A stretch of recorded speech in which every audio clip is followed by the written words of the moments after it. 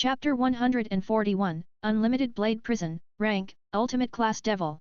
Class, Knight. Race, Devil. Master, Lynn Valifor. Stats. Strength, I0. Agility, I0. Durability, I0. Magic, I0. Class Skill. Enhanced Speed. Innate Skills. Yearning for killing, the stronger the desire to kill, the faster the stat growth. Limit Breakthrough, Blade Devil. Slash. Natural Swordsman, the ability to instantly master any sword-related technique at a glance. Blade Dress. Unlimited Blade Prison Domain, expands a domain where everything is inherently subjected to slashing. Any action within the domain automatically triggers counter-attacks of sword energy. Accelerated Strength Growth. Accelerated Agility Growth. Devil Transformation, Body Weaponization. Development Abilities. Swordsman, C, increased attack power when using swords. Killing Intent Sublimation, A, releases a tangible killing aura that suppresses enemies. Weaker targets tremble in fear, all stats reduced by 15%. For each enemy killed, attack speed temporarily increases by 1%, up to 50%. Dash. Inside the apartment. Lynn looked at the blessing screen on Psycho's back and said, Psycho, quite a few changes have happened since you reached ultimate class. Well, aside from the power boost, I do feel something's different. Psycho's eyes sparkled as she raised her hand. Buzz. A wave rippled through the space, sweeping through Lynn's apartment. Suddenly, it was replaced by a purgatory of blades. Inuyukamai, who had just returned from the Warring States period with Psycho, was weakened from overusing her false god powers. Lying in Lynn's arms, she opened her eyes wide. What just happened? Psycho didn't answer. Instead, she had a thought. Chi chi chi. Invisible slashes suddenly surged in a single direction. Psycho was momentarily stunned. This is the Unlimited Blade Prison Domain, Lynn answered, handing her a copy of the blessing message. Psycho read it carefully. Upon seeing the description of the domain, a glint of understanding appeared in her eyes. She looked at one of her newly acquired development abilities. Killing Intent Sublimation. Her eyes lit up. She instinctively licked the corner of her lips. Feels like this one's made just for me. It really does suit you. Lynn glanced over the description. The first effect was somewhat like Conqueror's Haki, used to clear weaker enemies. The second effect was a temporary status boost. It was a perfect fit for Psycho, who thrived in the thrill of combat. And it wasn't just Psycho. Lynn also gained some feedback. He closed his eyes. In the Zodiac Pilgrimage, the Summer Pilgrimage had now been lit up alongside the Spring one. Summer Pilgrimage. Cancer Coffin, summons star sand to form a cocoon barrier that heals internal injuries. Lion King Spear, hurls a spear of condensed stellar energy. Its power scales with the user's fighting spirit. Virgo Libra, expands a field that analyzes enemy weaknesses and balances certain attributes between both sides, example speed, strength. The Summer Pilgrimage is finally unlocked. Lynn's eyes gleamed. Suddenly, a sweet voice echoed in his mind. Master, Master! Stella! His consciousness moved to the inner space of the evil peace system. Above the dome, constellations glimmered. From them, starry torrents cascaded down. 10 girls surrounded Lynn, clinging to him. Master, Master! Stella looked excited. Taurus and Virgo have awakened. Lynn's eyes narrowed. He entered the star palaces of Taurus and Virgo. There, they were fast asleep in their respective palaces. What's going on with them? Stella thought hard, then answered in distress, their bodies have reformed, but their consciousness hasn't fully awakened yet. Lynn nodded in realization. Still. He tested it. Taurus, Giant Gate and Virgo, Libra were usable. Then, he looked around at the evil peace star system. The positions of the pieces had shifted again. Inuyukamai, Kikyo, Yuta, and others occupied one sector. Psycho, Shizuka, and others were grouped in another. Kisara and the Cursed Children pieces had their own area. Everything was clearly sorted. Reorganized by world of origin. He wasn't sure what kind of change this implied. After a bit of observation, Lynn spent some time chatting with the little girls in the constellation sky, then exited the evil peace system. Wonder if I can let them come out and play sometime. Lynn rubbed his chin. He was about to close his personal panel when his gaze suddenly froze. Devil Summoning Contract. Invaded Worlds. High School of the Dead, completed. Black Bullet, Invasion Progress, 94.78%. Demon Slayer, 69.34%. Main World, 5.01%. Worlds to be invaded. Bleach, Date A Live. Main World. Lynn frowned slightly. I'm invading this world. Then a thought hit him. He might be an outsider here? Suddenly, his heart thumped violently. Lynn clutched his chest. Something felt off. He took a few deep breaths to calm down, then entered the strange soul state of four-soul devil. Indeed, this was a mixed world, one with high school DxD, strike the blood and others, and he was a foreign entity in it. So, why wasn't it counted as an invasion? He opened his eyes, a cold glint flashing within. Enter. Go deeper. Then, he looked at the invasion progress again. 5.01%. Lynn muttered to himself. He really didn't hold much influence in this world yet. That number probably only came from recruiting peerage members here, strengthening them to MO level, and slightly affecting the warring states period. So, what else was needed to push forward the invasion of this world? Devil's summoning contract offered no clues. Just like with Demon Slayer, he had to figure it out on his own. In the strange soul state, intelligence surged into his mind. His thoughts accelerated. Recruiting peerage members was one part. The other was influence his impact on the world itself. After all, everything still centered around him. 3 major forces, fallen angels, devils, angels. These were unavoidable in the world of high school DxD. Lynn suddenly thought of the Holy Sword incident in Kuah town. Maybe start with the fallen angels. He could use them as a testing ground. He also recalled the moment he unfurled his fallen wings at the Supernatural Investigation Club. Maybe he could become the new governor of the fallen angels? The idea made him laugh. What had started as a joke now seemed more and more likely. Azazel, you're outdated. Your position should be given to the capable. Fallen angels, devils, angels. Establish control over these 3 and use them to spread his influence across this world. Because this world didn't just have high school DxD. There were also monsters, vampires, even evil gods from other worlds. Tisk. Thinking about it gave him a headache. So much to do, just to invade one world. Invasion achievements. I should have some, right? Lynn wondered. Aside from owning an entire peerage, his personal feats should count for something. He opened the Devil's summoning contract again. Clicked into High School of the Dead. Merit, Psychobusujima 32.35%, Kazumajayaka Utah 7.8%. 3.21%. 1.43%. Lynn thought for a moment. Even combining everyone's contributions, there was still a gap of about 27%. So, had the Devil's summoning contract cheated him? Ding! All merits related to High School of the Dead have been reserved. Lynn raised an eyebrow. Okay, so it did have some conscience. But what could these achievements be used for? Lynn didn't know yet. Still, if he kept moving forward, he'd figure it out eventually. After finishing his observations of the evil peace system and Devil's summoning contract, Psycho had also finished reviewing her blessing and was now fully dressed. Inuyukamai lay in her nest with a tired expression and sighed weakly, I wonder when I'll be able to level up. Did she have to kill all the powerful monsters in this world? She wasn't some slaughter-hungry beast. Besides, many monsters were innocent. They couldn't just wipe them out. Lynn patted her dog head. It'd be nice if we could invade a few more worlds. Inukamai's eyes lit up. Then, is there a world for me? Lynn thought about it. Demon Slayer was too low level for Inukamai. It would be better used to help others in his peerage level up. Even for Maiko, he only asked her to go observe. But if one person took all the merit, they could level up fast. Next time a low-level world appears, he could send her there. As for her bleach, Inukamai alone might not be enough. Maiko's soul purification ability would be particularly effective in that world. Could Yuako sneak into Soul Society in ghost form? Lynn was curious. Might be worth trying. And as for Date A Live, he planned to take care of that personally. Just as he was thinking, a flash of light burst in the apartment. A magic circle appeared. Seeing this, Inukamai curled her lips. Ugh, that stinky cat again. Sure enough, Konako appeared in the center of the magic circle. Lynn raised a brow. Weren't you guys handling the Holy Sword incident? Konako immediately pushed past Inukamai and curled into Lynn's arms. Inukamai bared her teeth. But she was in a weakened state. A dog in distress was getting bullied by a cat. Konako answered calmly, the church said they don't trust devils. They said they don't need our help. I see. Lynn understood. Then, he narrowed his eyes. A guest has arrived. Inukamai sniffed the air, then frowned in disgust. Another stinky cat. Buzz. A new flash of light appeared in the apartment. Found you, Naya. Inside the apartment, a complex purple magic circle appeared out of thin air. Tab. A slender and shapely leg stepped out, wooden sandals clicking crisply on the floor. Found you, Naya.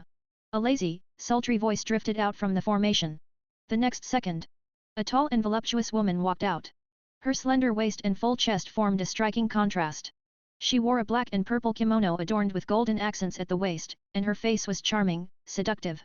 Her golden slit-pupilled eyes radiated a wild and dangerous aura. Long, loose black hair flowed down her back, with lavender streaks at the ends that added a mysterious flair. But the most eye-catching features were the black cat ears atop her head and the forked cat tail swaying from beneath her kimono. Kurika. Lin's eyes flashed with surprise. But he looked at Kurika with an odd expression. Was the original design always this, conservative? His eyes drifted toward her proud curves. Nothing was really on display. Her legs were only exposed up to the knees. It was a little different from what he remembered. Still, only the level of modesty changed. Konako leaned into Lin's arms. When she saw the figure emerging from the formation, her pupils contracted. Sister. She was startled at first, but her expression quickly turned serious as she tried to get up. But a hand rested gently on her shoulder.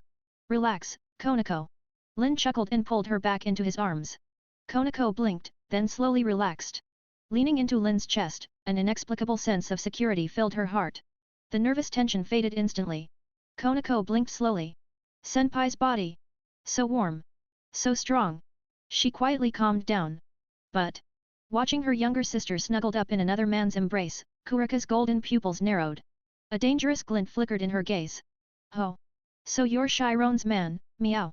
Kurika's face didn't show much emotion, but she recalled how Chiron nearly went into heat before. It had to be him. This man. Her eyes grew colder. Arrogant, aren't you? To pull Chiron into your arms in front of her older sister? Kurika's ears twitched slightly as anger started bubbling beneath the surface. Sister, what are you doing here? Still leaning against Lin's chest, Konako remained composed.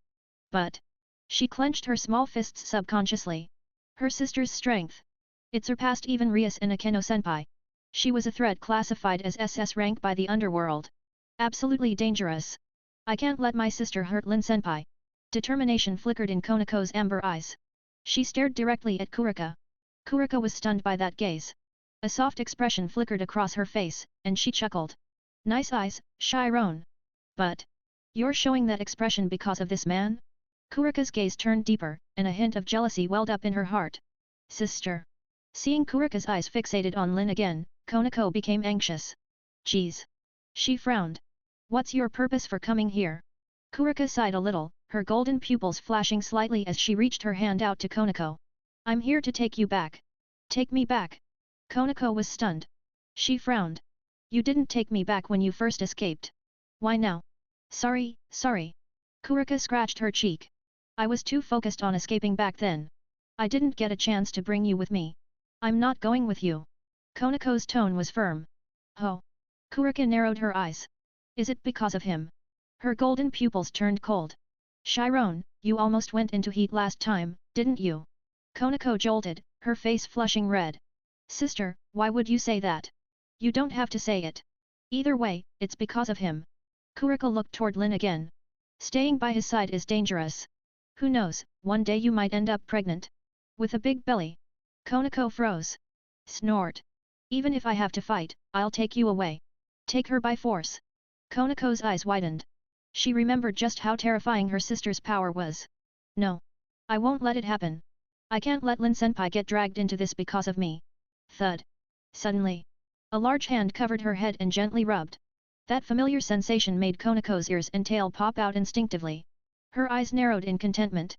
Seeing this, Kurika's eyes twitched. Chiron. Completely domesticated. She glared at Lynn, gritting her teeth. How dare you? Lynn kept one hand on Konako's head, the other resting on the sofa. His red eyes calmly watched the girl enjoying his touch. Then he slowly moved his lips. You've been talking to yourself for a while now. Lynn raised his gaze, his wine-red eyes meeting Kurika's golden ones. She shivered. What was that? Fear? Her instincts screamed danger. She couldn't figure out why. There was nothing special about his presence, yet she felt a rising sense of dread. Her toes curled subconsciously. I'm talking about you. Lynn looked at her, his eyes emotionless. You're trying to take my pet without asking the owner. Pet. Konako, still enjoying the head rub, suddenly froze. A surge of inexplicable joy bloomed in her chest. Lin-senpai finally admitted she was his pet. Owner? Pet? Hearing the word owner triggered something in Kurika. Her golden pupils darkened. Owner. He. How dare you say that? Unpleasant memories surged up. Whoosh.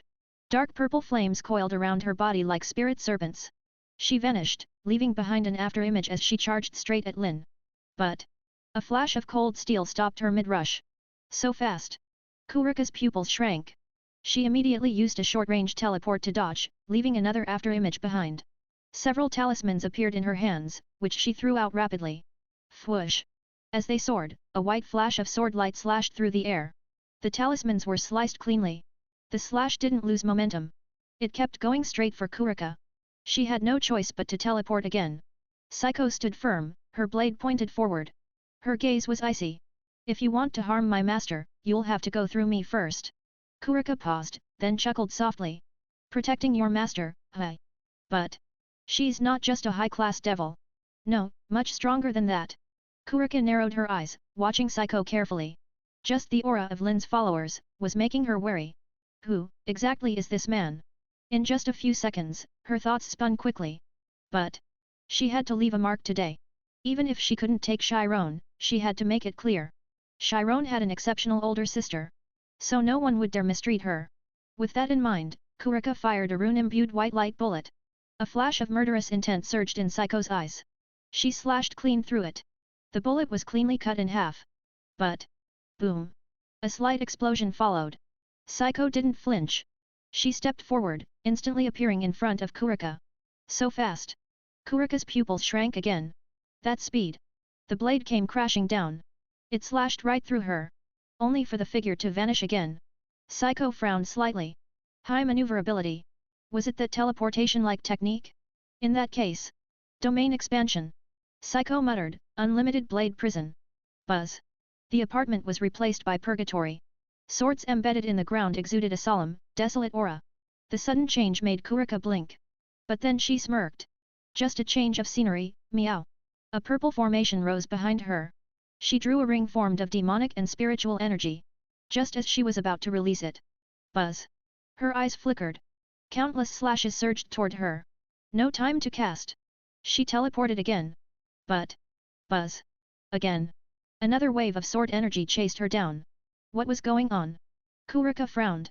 Barrier. She cast a shimmering, bubble-like shield to block the attacks. All she had to do was wait for the other side's magic to run dry. But Kurika's gaze sharpened. The woman with the sword was clearly on the same level as her. An ultimate-class devil. Her golden eyes shifted toward Lynn. That man was at least on the same level. Konako, while still nestled in Lynn's arms, was starting to look confused. Wasn't her sister the most dangerous devil in the underworld? Then why was she being evenly matched by Psycho?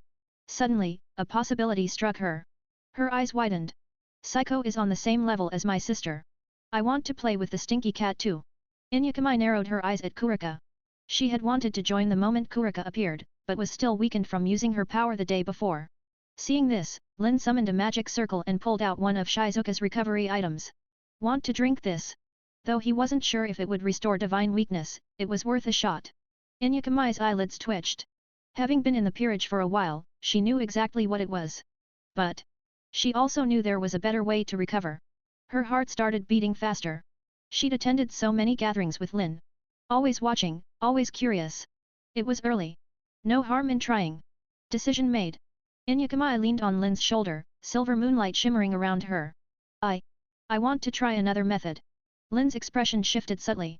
But he never turned down a peerage member's request. Time to replenish magic. No. Inuyukamai's eyelashes fluttered. Her lips grew warm. The weakness faded instantly. Something warm poured in.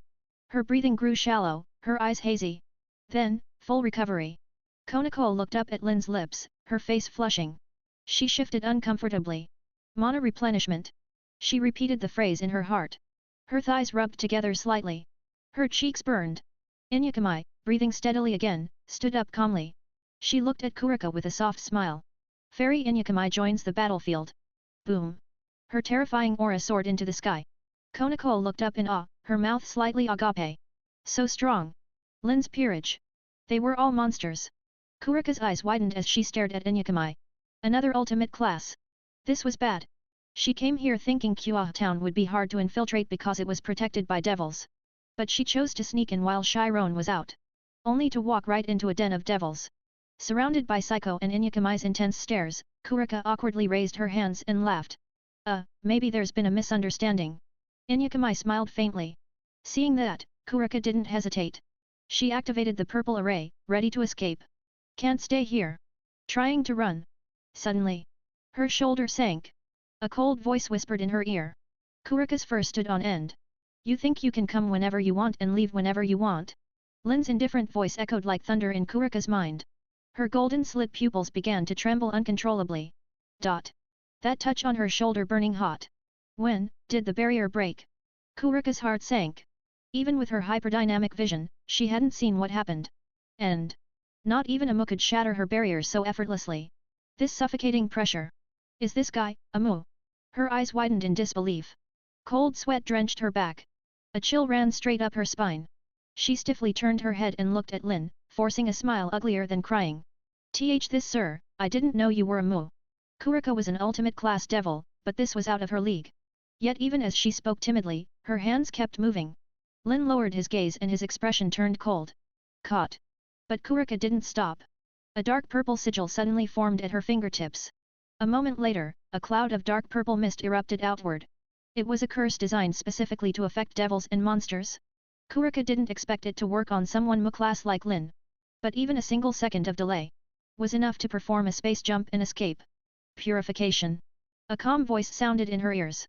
Buzz. A brilliant white light radiated from Lynn's body. The curse met its natural predator.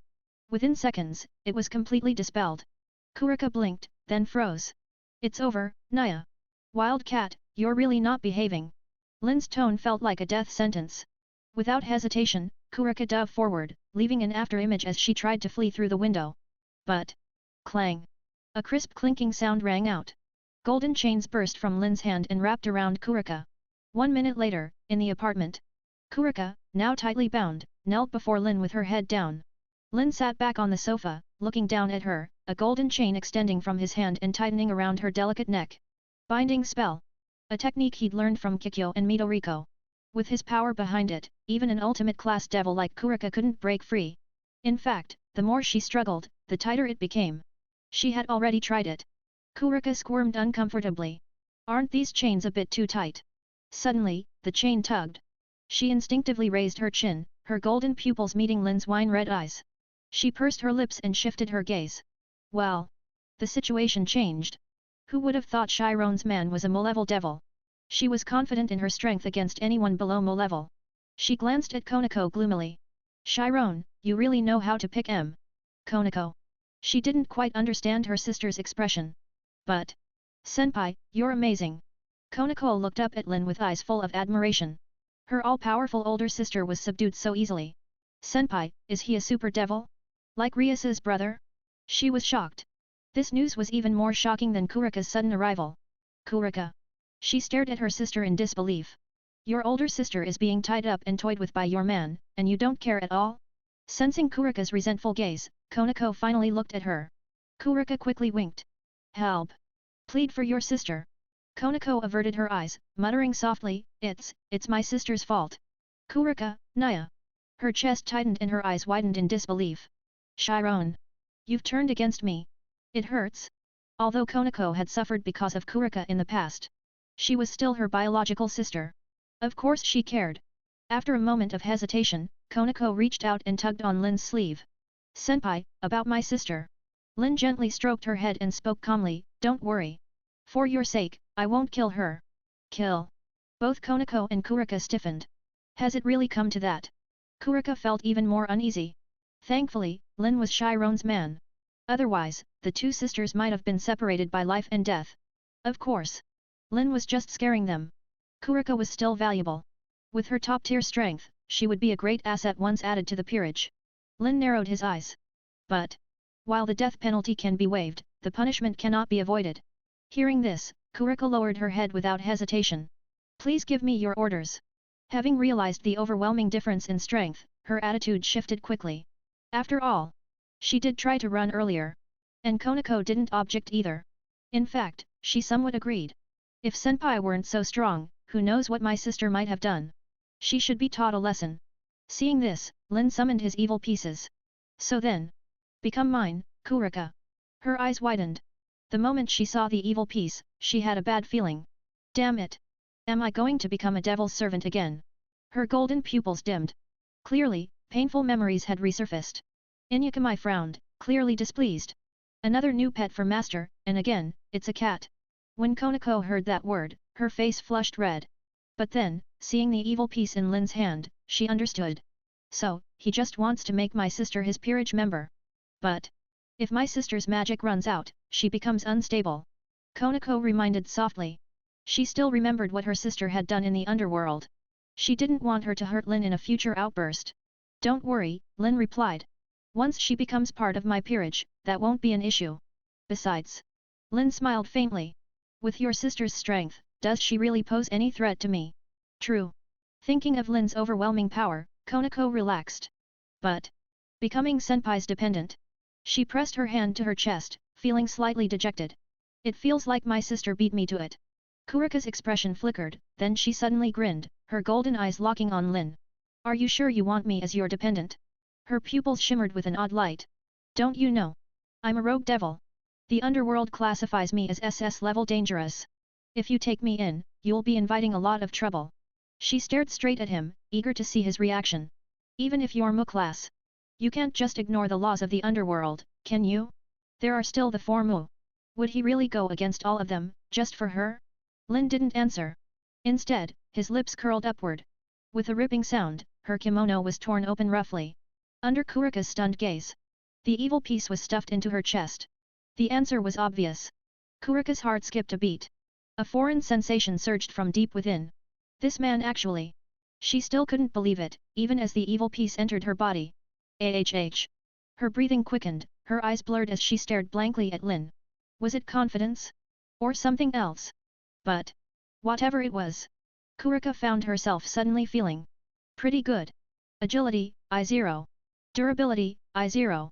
Magic, I0. Class skill. Magic enhancement. Innate skills. Yokai resonance. Stabilizes the fusion of demonic power and Yujitsu. All magic attacks gain a erosion effect, gradually weakening the opponent's magic resistance. Calamity Devil. Abyssal demonic fire, a hybrid flame of pure Yujitsu essence and corrupted demonic power. Burns souls and tears space. Causal countercurrent vortex, expands a field that forcibly reverses causality between attacker and defender. Duration depends on magic capacity. 50% chance to reflect incoming attacks. Devil transformation, Calamity Cat God mode. Development abilities. Yujitsu X, greatly enhances success rate of curse skills. Bonus damage against wholly aligned enemies. Curse resistance S, complete immunity to curses. Converts 30% of incoming curse energy into demonic power. Dash. Burning souls and space? Lynn raised his brow. Good. Another effective way to deal with troublesome enemies. Causal reversal. Shame it was a probability-based skill. He wondered if activating the lucky soul mode of 4 Souls Devil would affect that probability. He shook his head and continued reading. Yujitsu X. Very fitting for Kurika. And bonus damage against holy enemies? Special attack against angels too? Lynn took a mental note of all his attributes. Special attack versus devils. Special attack versus dark type. Special attack versus holy type. Tisk. It's getting close. The 3 major factions won't stand a chance. He could feel changes in his body. His magic was surging again, and more new techniques were coming to him. Barriers, spells, forbidden arts, all the secrets Kurika had mastered were now his. He checked his panel. His level hadn't changed. Still Satan class. But it felt like the next breakthrough superclass was within reach. On the side, he explained the basics of blessings to Kurika. Konako tilted her head slightly. Why, couldn't she hear anything? Was it some kind of secret sound transmission technique? Lynn was also testing the skill on the fly. All of it was thanks to Kurika's abilities. Meanwhile, Kurika was stunned. There's such a good thing, Naya. Her hands trembled. After becoming an ultimate class devil, she had reached a bottleneck. Her progress had been stagnant. But now, that wall was gone. She could see new heights, unimaginable heights. Ha! She was panting, blood rushing to her head. Excited. Truly excited. This evil piece was special. No. Lynn was special. His blood, she wanted it. Kurika gazed at him seductively. Master want to have a baby with me. Her sweet and husky tone curled into his ears with a playful drawl. Konako couldn't take it any more. She stood between them and said seriously. I won't let you take senpai away. Naya. Kurika blinked and pointed to her lower lip. But. I'm your senpai now. Konako froze. Her gaze fell on the faint text engraved on Kurika's chest. She pouted. She couldn't read it. Was it a family mark? Or a custom symbol of senpai's peerage? A little jealous. She was here first. But her sister took the lead. Feeling a bit down, she lowered her head. Meanwhile, Inuyukamai and Kurika were already arguing again. Why did Inuyukamai dislike her so much? Thieving cat! Thieving cat! You want to bear Master Lin's child? Pfft! Is your bloodline even worthy? If anyone should carry Master's child, it should be me, the noble princess of the Dog Demon clan. While Konako wrestled with her gloom and Inuyukamai and Kurika squabbled. Psycho, who had been quietly watching the chaos, leaned in behind Lynn. She lightly tapped his back, leaned close to his ear, and whispered. Master, I want to try something new too. As she spoke, her eyes drifted toward the golden chain in Lynn's hand. Lynn raised an eyebrow. Then. A loud snap startled the three in the living room. Konako's eyes widened as she was shaken out of her depressed mood. That was Psycho-senpai's voice. Kurika pouted, disappointed. Snatched again. Inuyukamai glared at her fiercely. The others didn't matter, but she had to keep a close eye on this thieving cat. Before long, Konako couldn't hold it in anymore. Signs of estrus began to surface. Seeing this, Kurika chanted a spell and quickly helped her calm down. Then, without looking back, she fled the scene in shame. If she stayed any longer, she might lose control. Kua Academy. Occult Research Club. Seeing Konako's figure return, Rias was a little surprised and asked, "You're back so early today?" Konako pursed her lips and let out a soft hum. Noticing this, Rias raised her eyebrows and exchanged a glance with Akeno, silently conveying, "Something's wrong." Akeno gave a subtle nod, but if Konako didn't want to say anything, they wouldn't pry. Konako gradually calmed down. Then her thoughts became tangled again. The others probably didn't know yet, right? Lin Senpai's strength. Even the power of Lin's peerage. Including her sister, there were already 3 ultimate class devils. This lineup was practically on par with the 4 great Mo of the underworld. The more she thought about it, the more shaken she felt. Senpai, how did you do it? She clearly remembered that when they first met, he was only a mid-class devil. How could he grow so fast? She took a few deep breaths, hesitating whether to report this to Rias. If the president knew, she'd definitely be shocked too. But she thought of Kurika. If word about her sister got out, it could cause trouble for Lin. Even though she trusted Rias and Akeno, still. Better to forget it. The next day, Lin stepped out of the bedroom, feeling completely refreshed. Kurika darted out as if she had smelled something, sniffing the scent on Lin with a resentful glare. Before she could say anything, a dog head poked out of Lin's arms and silently stared at her. Naya. Kurika was stunned. When did you get in there? Inuyukamai snorted and coldly ignored her. Kurika pouted and wrinkled her nose, grumbling, "You're not even going to join the fight, so what's the point of being in there? Useless." If it were her, she would have joined the battle long ago. But Kurika was deep in thought. Maybe this is a solution? She had just joined the peerage yesterday and took time to understand the current situation. Besides the absurd world invasion plan, there were also so many stunning girls. A complete harem. If things kept going one by one like this, when would it be her turn? So, they needed to fight together. Of course. There's no way she and that cold fox could ever appear on the same battlefield. Becoming comrades? Impossible. Kurika's golden vertical pupils shifted around as a sly smile curved her lips. Allies, huh? The first one she thought of Chiron. When sisters are united, they can overcome anything. Not to mention. She clearly saw how Chiron reacted to Lin. Wagging her tail, raising her ears whenever he got close. She had completely become Lin's pet. But Kurika was more than happy to see that. A strong bloodline needs more vessels to carry it. Of course. More importantly, it's Lin's overwhelming strength. Whether it was the blessings he granted, or his ability to invade and conquer worlds. Before meeting Lin, she couldn't even imagine these things. Now, following a master like him, she didn't even dare to guess how high she could rise. Even peeking into other worlds was possible. Just thinking about it made her shiver. Her desire to continue Lin's bloodline grew stronger and stronger. Meow. So, Chiron had to be brought into Lin's cat family too. As her older sister, she had to lead her little sister onto the right path. Following Lin was the true way of life, meow. As for that red-haired princess? Totally useless. Not even worth one strand of Lin's hair. As for Chiron still being underage. Kurika blinked, tapped her chin with a finger, and muttered, why not just let Chiron raise her butt a little? That way, she can get a little more involved. Afternoon. Shuchin Academy. Supernatural Investigation Club. Lynn suddenly received a message. Warring States Maiko, Master, we've successfully captured Musen Kibutsuji. Warring States Maiko, picture.jpg. Sigma man, you girls are really fast. Kashuma Jayaka Yutaa, this guy wasn't that smart. We tricked him easily. Dash. Demon Slayer World. Musen was trapped within a purifying barrier, his face twisted with gloom. The sudden appearance of the devil cult had crushed the ecosystem of demons with overwhelming force. As the Demon King, he should have stood up to fight, but these women were more terrifying than anything he'd ever faced. He especially remembered what happened when Upper Rank 6 fell. A woman with a black book waved at him once. A lightning bolt fell from the sky like divine punishment. Bang! Upper Rank 6 instantly turned to ashes. All that lore about not dying unless exposed to the sun or killed by a Nichiren blade. It didn't apply at all against these women. So, he could only watch as his subordinates were wiped out one by one. Using them to probe the devil cult's limits. That was his strategy. Worst case? He'd just hide for a few thousand years. He could afford it. And then, he picked up a devil cult flyer and brought it back to the Infinity Castle. Who would have thought? An ordinary piece of paper could actually summon a horde of devils. He didn't even have time to run. Those fanatics held him down, shouting for the devil cult, and for the glory of Lord Lin's will. The worst part. The barrier they trapped him in radiated a sun-like aura that made his skin crawl. If he tried to break out, he would die.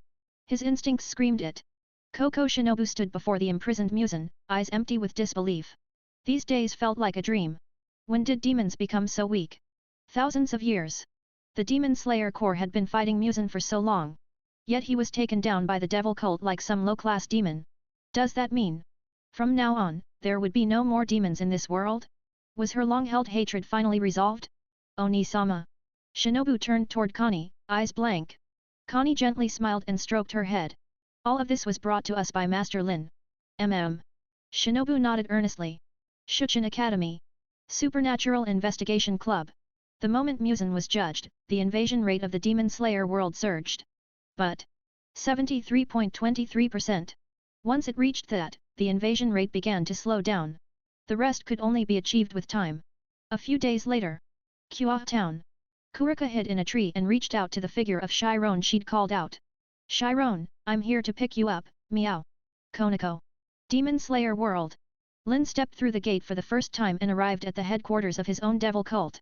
Kikyo took the lead and greeted him respectfully. Master Lin. On the other side, Shinobu and the others looked at Lin curiously, whispering to themselves, is this the devil god? Mitsurai tilted her head and muttered, can I also marry a god? Thinking of this, her face turned bright red. She had always wanted to find a strong man who could accept her and spend the rest of her life with her. And now, she was going to be the bride of a god. Agility, I0. Endurance, I0. Magic, I0. Innate abilities. Love breathing, omitted. Super strength. Muscle density 8 times that of an average human. When muscles are activated, attack power doubles. Substantial increase in food intake. Rapid muscle strength growth. Accelerated endurance development. Muscle devil. Muscle fiber overload. Flesh furnace, converts blood from wounds into high-temperature creatine steam, continuously burning enemies in range. Devil transformation, flesh and blood divine core. Dash. Muscle devil. Lin touched his chin, a strange sense of déjà vu rising. An image of Mikasa flashed through his mind. Could it be? Agility, I0. Endurance, I0. Magic, I0. Innate abilities. Insect breathing, omitted. Poison devil. Immune to poison damage. Toxic analysis, real-time analysis of enemy toxins during battle. Increases vulnerability exposure by 50% and optimizes counter-toxins. Phantom needle hell, condenses venom into hundreds of invisible needles that home in on vital points. Causes intense pain and nerve paralysis. Devil transformation, poisonous immortality. Dash. After receiving her blessing message, Shinobu was stunned. So this is the secret behind Kikyo and the others' strength? Truly. A gift from the god. After some time, all of the talented individuals in the demon world had been reincarnated into devils. Unsurprisingly, they were all low-class devils. Aside from Mitsurai and Shinobu, the others had more ordinary evolutions. Nezuko gained a skill called Fire God Kagura. As Lin's shrine maiden, she awakened a skill tied to the concept of the sun. It was difficult to evaluate, but it seemed related to sun breathing. By this point, the invasion progress of the Demon Slayer world had also surpassed the 80% mark. The inner space of the evil piece has changed again. Lynn raised his eyebrows and opened his panel. The level section still displayed, Satan class. The feedback from the low-class devils was like pebbles tossed into the ocean, no waves. But even if his level didn't update, his strength now should be equivalent to a super mu, right? The combined feedback from his higher-level peerage members, along with their upgrades, was continuously strengthening him. Even low-class devils could provide gains once promoted to mid-class or above. For a while now, Lynn had felt he was close to hitting the upper ceiling of the Satan class, also known as the super-class devil. And after that, the threshold was called transcendence. So the system hadn't broken down his current power. After checking his status, Lynn shifted to the starry sky of the evil piece space. As usual, the constellation Cursed Children surrounded him. Lynn checked the placement of the Demon Slayer world's newly acquired pieces. A skill similar to apoptosis genome slowly emerged. Can I obtain a skill with every world I invade? Lynn's eyes gleamed with surprise. Then, a thought. Then why didn't I get one from the zombie world? Was it not worthy? Shaking his head, Lynn focused on the new skill. Fire God Kagura. Sun concept. Sun of Judgment, condenses centuries of faith and releases a solar slash that ignores defense. Sun, Lynn narrowed his eyes, extended his index finger, and gathered magic. Buzz. A ray of scorching magic flickered from his fingertip. Lynn touched his chin and muttered, specialized against vampires. Besides. He looked up and noticed a faint red light flickering in the starry sky, like a candle in the wind. Does this count as a sun? Lynn's mouth twitched, slightly reluctant to look at it directly. But everything was developing steadily. The Black Bullet world gave him the Zodiac concept. The Demon Slayer world gave him the Sun concept. Even if they were still weak. Lynn's eyes gleamed with determination, the corners of his lips rising. Why not collect all the related concepts? One day, he would perfect the evil piece space. After spending a while in the space, Lynn's attention returned to the Sun concept. Then he looked at the Zodiac again. Tisk. Each Zodiac sign has someone in charge, so why doesn't the Sun? No way. He had to go grab one and put her in. When Lynn's consciousness exited the evil piece space, he saw that the newly recruited shrine maidens had changed into ceremonial costumes. What's this? Lynn raised an eyebrow and looked at Kikyo. Kikyo smiled. The new shrine maidens are preparing to perform the Kagura dance for Master Lynn. They hope to please you. Oh. Lynn grew interested. He sat on the high platform, his voice calm but dignified. Then. Let me see. After he spoke. Shinobu and the others looked at each other, then began to move. Nezuko wore a white top and scarlet hakama, holding a Shishigo-san bell. With a flick of her wrist, the bell chimed, and multicolored ribbons fluttered around her. Mitsurai wore a revealing shrine maiden outfit and wielded a sword. Her moves were fierce and powerful, each arc of the blade filled with resolve. The others weren't to be outdone. Makomo and Kaneo each took their turns to perform before Lynn. As his closest shrine maiden, Kikyo's proficiency in Kagura dance was unmatched. To better please Lynn, she had specially choreographed a new Kagura dance of the sacred rod. Kikyo held the sacred rod with solemnity, performing the highest purification ritual. The new shrine maidens were surprised when they saw it. They blushed, secretly observing Kikyo's every movement, carefully learning how to please their god. Connie flushed, bit her lip, and clasped her hands nervously. But there was firmness in her gaze. Serving the god is the duty of a shrine maiden. She took a deep breath and stepped forward. Lady Kikyo, please teach me the dance of the sacred rod. Kikyo, busy with the ceremony, raised her eyes, surprised. But for a devoted shrine maiden, she never held back. She smiled, released the sacred rod, and began guiding her. This sacred rod holds divine power. If you offer sincere prayers, the god will bestow his blessings. Connie listened intently, like a sponge absorbing everything. No one knew how much time passed. Until Lynn, moved by Connie's sincerity, finally granted her some divine essence. Kyoha Town. Kyoha Academy. When Konako saw Kurika, she grew nervous. Sister. Why are you here again? Kurika was an SS-level fugitive wanted by the underworld. If Rias saw her, things would get messy. But more importantly, it might cause trouble for Lynn. Kurika lay lazily in a tree, stretching. Of course I came to pick you up, meow. Pick me up. Konako felt something strange. Why does this feel familiar? But wasn't her sister already part of Lynn's peerage? Where else would she take her? Could it be? She's already betraying senpai on the first day. Thinking this, Konako's expression turned serious. But before she could speak, Kurika's golden pupils locked on something behind her. Crimson-haired ruin princess, now that you are here, there is no point in hiding anymore. When Rias realized she'd been spotted by Kurika, she fell silent for a moment, exchanged a glance with Akeno beside her, then stepped forward. President. Akeno-senpai. Konako was a bit surprised to see Rias and Akeno appear. She remembered that when she left earlier, she hadn't attracted much attention, right? Why? But now wasn't the time to think about that. Her sister had been discovered. She absolutely couldn't let Rias find out about the relationship between her sister and Lynn. Konako grew nervous.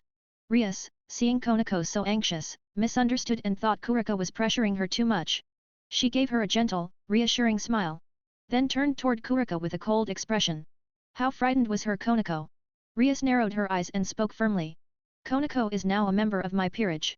I, Rias Gremory, won't let you take her away. Oh. Kurika looked at Konako with a playful gleam in her eye, then narrowed her eyes and said, Chiron, where do you think I am right now? You should know, right? Konako was stunned. What did she mean by that? Could it be? Sister wants to take her to Lynn's place?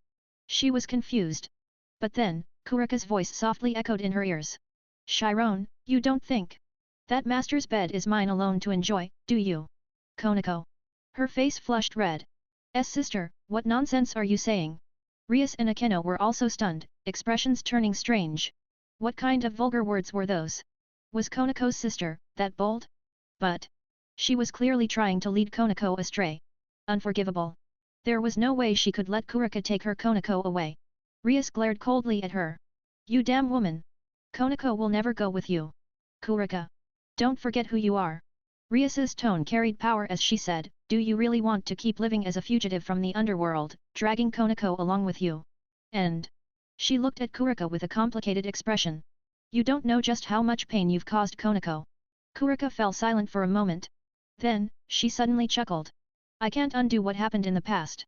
But her golden eyes burned with intensity, and her tone turned fervent. This time, I'll take Chiron on an unparalleled journey to heaven, Naya. She didn't just want Chiron to raise her tail. Because Chiron had feelings for the master, and once she received his mark, the shared source of power within her would resonate positively. With Lynn's blessing, she could absolutely rise to unimaginable heights. Rias frowned at Kurika's words. She sounded like a madwoman, like some kind of fanatic. Her expression chilled. I won't let Konako leave with someone as dangerous as you. Naya. Kurika blinked. A glint of danger appeared in her golden eyes. Dangerous. She smiled coldly. And yet, this place isn't safe either, is it? Rias froze. Kurika continued. I heard. A certain fallen angel has set his sights on this place. Rias pressed her lips together. I'll protect Konako. You. Kurika sneered and raised a hand, tapping the air lightly. Buzz. A wave of dark purple mist spread out in an instant. No. As soon as she inhaled it, Rias's eyes widened and her body weakened. Thud. She collapsed to the ground. Akeno's body also began to falter, but thanks to the fallen angel blood within her, she was faring slightly better than Rias. At the very least, she could still barely stand. But Akeno gritted her teeth, her expression dark. Why did she have to have this disgusting bloodline? At this moment, she would have rather dropped to the ground like Rias. Sister. Konako rushed to stand in front of Rias, untouched by the dark mist. Or perhaps Kurika had deliberately avoided her. Seeing Konako tense and alert, Kurika waved her hand casually. Relax, your sister's very reasonable. After all. She smirked. She's Lucifer's sister, Naya. Rias bit her lip. Kurika hopped down from the tree, hugged Konako close, and looked at Rias with a smile. See? Even you are so easy to handle. So how can you protect Chiron? Damn it! Rias glared at Kurika. So. I'm taking Chiron with me. A purple teleportation array formed behind her, ready to whisk Konako away. But Konako hesitated for a moment, then shook her head. I'm sorry, sister. I can't go with you right now. Kurika was stunned. Naya. Konako said seriously, Rias-senpai once saved me. I can't just abandon her like this. She also wanted to become Lynn's true pet. But thinking back on the past, if it hadn't been for Rias-senpai, she might not have even lived long enough to meet Lynn. Konako. Rias was moved. But Akeno caught the loophole in Konako's words. Right now. Which meant she might go later. Akeno frowned and thought of Lynn's face. Could it be because of him? But Now that she thought of it, she remembered something.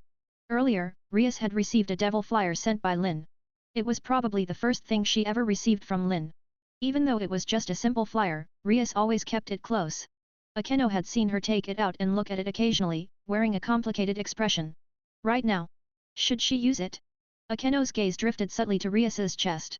When she spotted the familiar black corner peeking out, she felt relieved. Still in the same spot. If all else failed, they'd have to ask Lynn for help. But, would Lynn really be able to stop Kurika? Akeno was uncertain. Even though she could no longer read Lynn clearly. He was still the same age as her and Rias. He couldn't be that much stronger, could he? Tisk. What a headache. Fortunately, Kurika didn't seem like she wanted to hurt them. But, if she took Konako away. Akeno recalled Kurika's earlier words. Masters. Even she had been shaken by those words. There was no doubt. If Konako was taken, she'd be in hell. Absolutely not. In those few short seconds, Akeno thought of many things. Then, she turned to look directly at Rias's chest. She remembered the first time she met Lynn. That black lightning, it was still vivid in her mind. At a time like this, they needed outside help. Chiron, you're really loyal. Kurika rubbed her head. But, sister has to take you with her this time. The earlier you receive the blessing, the sooner you can follow master. Chiron. If you fall behind now, you'll be left far behind later. Kurika held Konako tightly and was about to pull her into the teleportation array. Ah! Suddenly, Rias cried out, clutching her chest and looking toward Akeno. Then, she saw the devil flyer in Akeno's hand. She instantly understood her intention and quickly stopped her. Wait! Don't drag Lynn into this. Even if he came, he probably wouldn't be able to deal with Kurika. Akeno said calmly, we have no choice, Rias. You don't want your Konako to get screwed by some random man, do you? Rias. Akeno, have you been infected by Kurika's nonsense? Lynn? Kurika's face suddenly froze. Wrong move. If Konako and her master were that close. There's no way Rias Gremory wouldn't know who her master was. Wait. She tried to stop it, but the devil flyer in Akeno's hand flashed with brilliant light. The next moment, a man with black hair, red eyes and a mysterious aura appeared out of thin air. Upon seeing the scene in front of him, Lynn paused, then looked at them with a strange expression. So, what's going on here? Kurika smiled awkwardly, raised her hand, made a cat paw pose, and said coyly, Ha, Naya. Hey. Pinch. Lynn punched her in annoyance. Ow.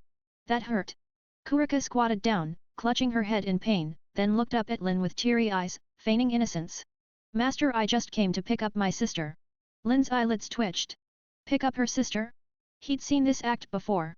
He knew exactly how Kurika would twist things without needing to think too hard. Didn't she see that Rias was about to trigger a defeat CG? Just as he was about to say something. Master! Rias and Akeno suddenly exclaimed, their pupils trembling in shock. So, you're the man who wants to sleep with Konako? Akeno blurted out. Then she immediately felt embarrassed. Why did she have to say something so outrageous? Lynn's eyelids twitched again as he glanced at Kurika. This cat must have said something weird again, right? Kurika. Dash. Location shift, Occult Research Club. Rias and Akeno were still stunned, unable to recover from the shock of hearing Kurika call him master. Meanwhile, Lynn ordered calmly like a proper master, Kurika, go make some tea. Okay, Naya. Kurika responded cutely. Seeing this, Rias and Akeno's pupils trembled again. This obedient? Is this still Kurika? Is this really the same SS-level threat who was wanted by the underworld and instead killed her pursuers? Not long ago, she even defeated them with a single move. Rias and Akeno secretly smacked their lips, exchanged glances, and turned their eyes to Lynn. Lynn, how the hell did you do it? Even. This scene felt a little too surreal. Just a moment ago, she had been in despair, forced to watch helplessly as Kurika tried to abduct Konako. But as soon as Lynn appeared, the entire situation flipped. Wasn't that reversal way too dramatic? Akeno was also in a daze. The rapid shift in events had left her thoughts in chaos. Especially the relationship between Lynn and Kurika. Master and servant? Kurika, who had just been so overwhelmingly strong, was actually subdued by Lynn? Akeno stared blankly. Then she recalled the black lightning from earlier, right? Back then, she already suspected this man wasn't simple. Meanwhile, Konako curled up on the sofa with a gloomy face. It's over. Her sister's relationship with Senpai had been exposed to the president. She was feeling uneasy. Sis, please don't make trouble for Senpai. On the other side. After understanding the full situation, Lynn was speechless. He had responded to the call from Rias's flyer, thinking Cockabile was attacking Kua Academy. And this was what he found? He'd shown up in the middle of a party. Lin was a bit annoyed. Master T, Naya. Kurika placed the tea in front of Lin with a flattering smile. But she instantly froze under his gaze. Naya. Kurika shivered, then crawled onto Lin's lap and raised her hips. Master Kurika was wrong, Naya. Tears filled her eyes. Please, Master, punish me. Lin was still furious, and his hand came down with a smack. Smack. The sharp sound echoed like firecrackers in a small room. Naya. Kurika's yelp had a strange mix of pain and pleasure. Rias and Akeno stared, mouths wide open. That SS-level threat reputation was definitely cracking. And the way she obediently accepted punishment? That wasn't how she acted with them. At the same time, Rias and Akeno both felt their bodies tense slightly on the sofa, instinctively tightening their backsides. Lin's hands looked quite powerful. After a while, Lin's anger subsided. He gently played with Kurika's tail and smiled at Rias and Akeno. Sorry to cause you trouble. Rias and Akeno quickly shook their heads and replied in unison, it's fine. Then they realized they'd reacted too strongly. Rias took a deep breath, brushed her red hair behind her ear, and forced a smile. She's been punished already. But... Her eyes sparkled with surprise. Has Kurika really become your peerage member? Lin shrugged. Didn't you just see it? It's just... Rias murmured, it feels a little unreal. That terrifying Kurika, actually part of Lin's peerage? Even after hearing and seeing it, Rias still found it hard to believe. That was Kurika, an ultimate class devil at the top of the underworld. And yet... The facts were right in front of her. She had no choice but to believe. But why? How did Lin pull this off? Rias was curious, but... Suddenly, her expression turned serious. Lin, do you know what Kurika did? She had killed her own master. Although it was later revealed that the high-class devil had conducted excessive experiments. Killing one's master was still an unforgivable crime in the underworld. Rias didn't want Lin to make the same mistake. Of course. Lin responded casually. Rias froze. Akeno nudged her waist and gestured toward Lin's lap. Looking down, Rias saw Kurika nuzzling against Lin's thigh like a spoiled cat, her expression blissful and intoxicated. It's master's scent. Lin held Kurika's tail, which swayed contentedly in his hand. Completely tamed. Rias's expression turned complicated. Kurika, you're an ultimate class devil. Show some dignity. Looking like that, what about her and Akeno, who were easily defeated before? Konako sat on the sofa, staring silently at the blissful Kurika. She pursed her lips and clenched her fists. So jealous. Her sister really was a formidable opponent. Rias turned away, forcing a smile. All right. But... She hesitated for a moment before saying, Kurika is still a dangerous criminal wanted by the underworld. If they find out... Rias looked worried. Once the underworld learned of this, Lin would definitely be targeted. After all, Kurika had killed many devils during her escape. That's why she was listed as an SS-level threat. Rias already saw Lin as a close friend and didn't want him to get hurt. After thinking it through, she declared firmly, I'll talk to my brother and ask him to revoke Kurika's wanted status. Akeno's eyes widened in surprise and glanced at Rias in disbelief. There was a fallen angel commander living in town, and Rias never once considered asking Lord Surtsk for help.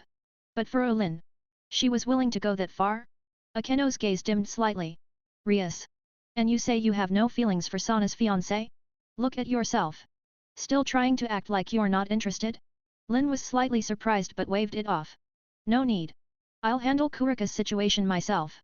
After all, he was a super-class devil now. And if he activated all his buffs, just the spark acceleration buff from Crown of Ares already gave him pseudo-light speed. He was that strong now. Lin straightened up slightly. He was no longer someone who needed to rely on others. Rias looked stunned at his rejection, then nodded, a little dejected. All right. But... Even if she was rejected, she still planned to do it.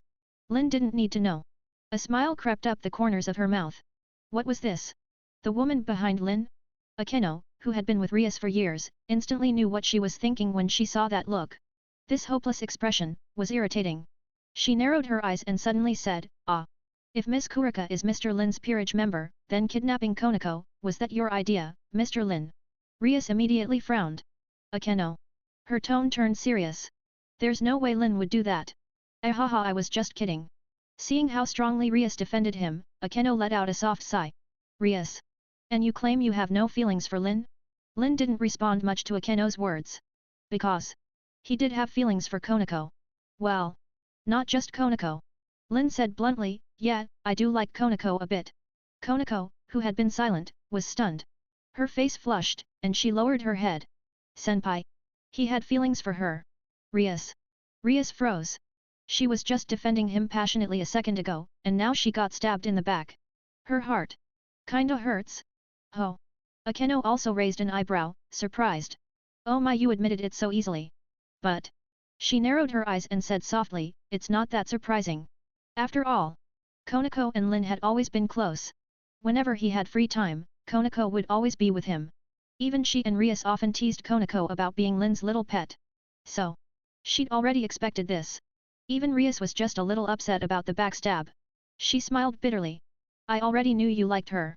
Anyone with eyes could see it. After all. How could your peerage member run off to someone else's place every day? Feels like I got NTR'd. Rias gave Lynn a resentful look. But. The fact that he admitted it so directly made her feel a little better. At least. He didn't hide it, then scheme behind the scenes to steal Konako away. That was Lynn. If he wanted something, he said it. That's also why Rias was sure Kurika's attempt to abduct Konako wasn't Lynn's idea. But. She wasn't going to just hand over Konako. Their peerage was already lacking. She couldn't afford to lose more. Lynn saw her expression and smirked. He didn't expect to get Konako that easily either. But sometimes, opportunity comes knocking. Lynn grinned and said, Rias, I'll help you with what comes next. In exchange, give me Konako. Rias blinked in confusion. Bang. Two figures suddenly burst through the door of the Supernatural Research Club, tumbling inside. Rias's eyes widened in shock. Exorcists.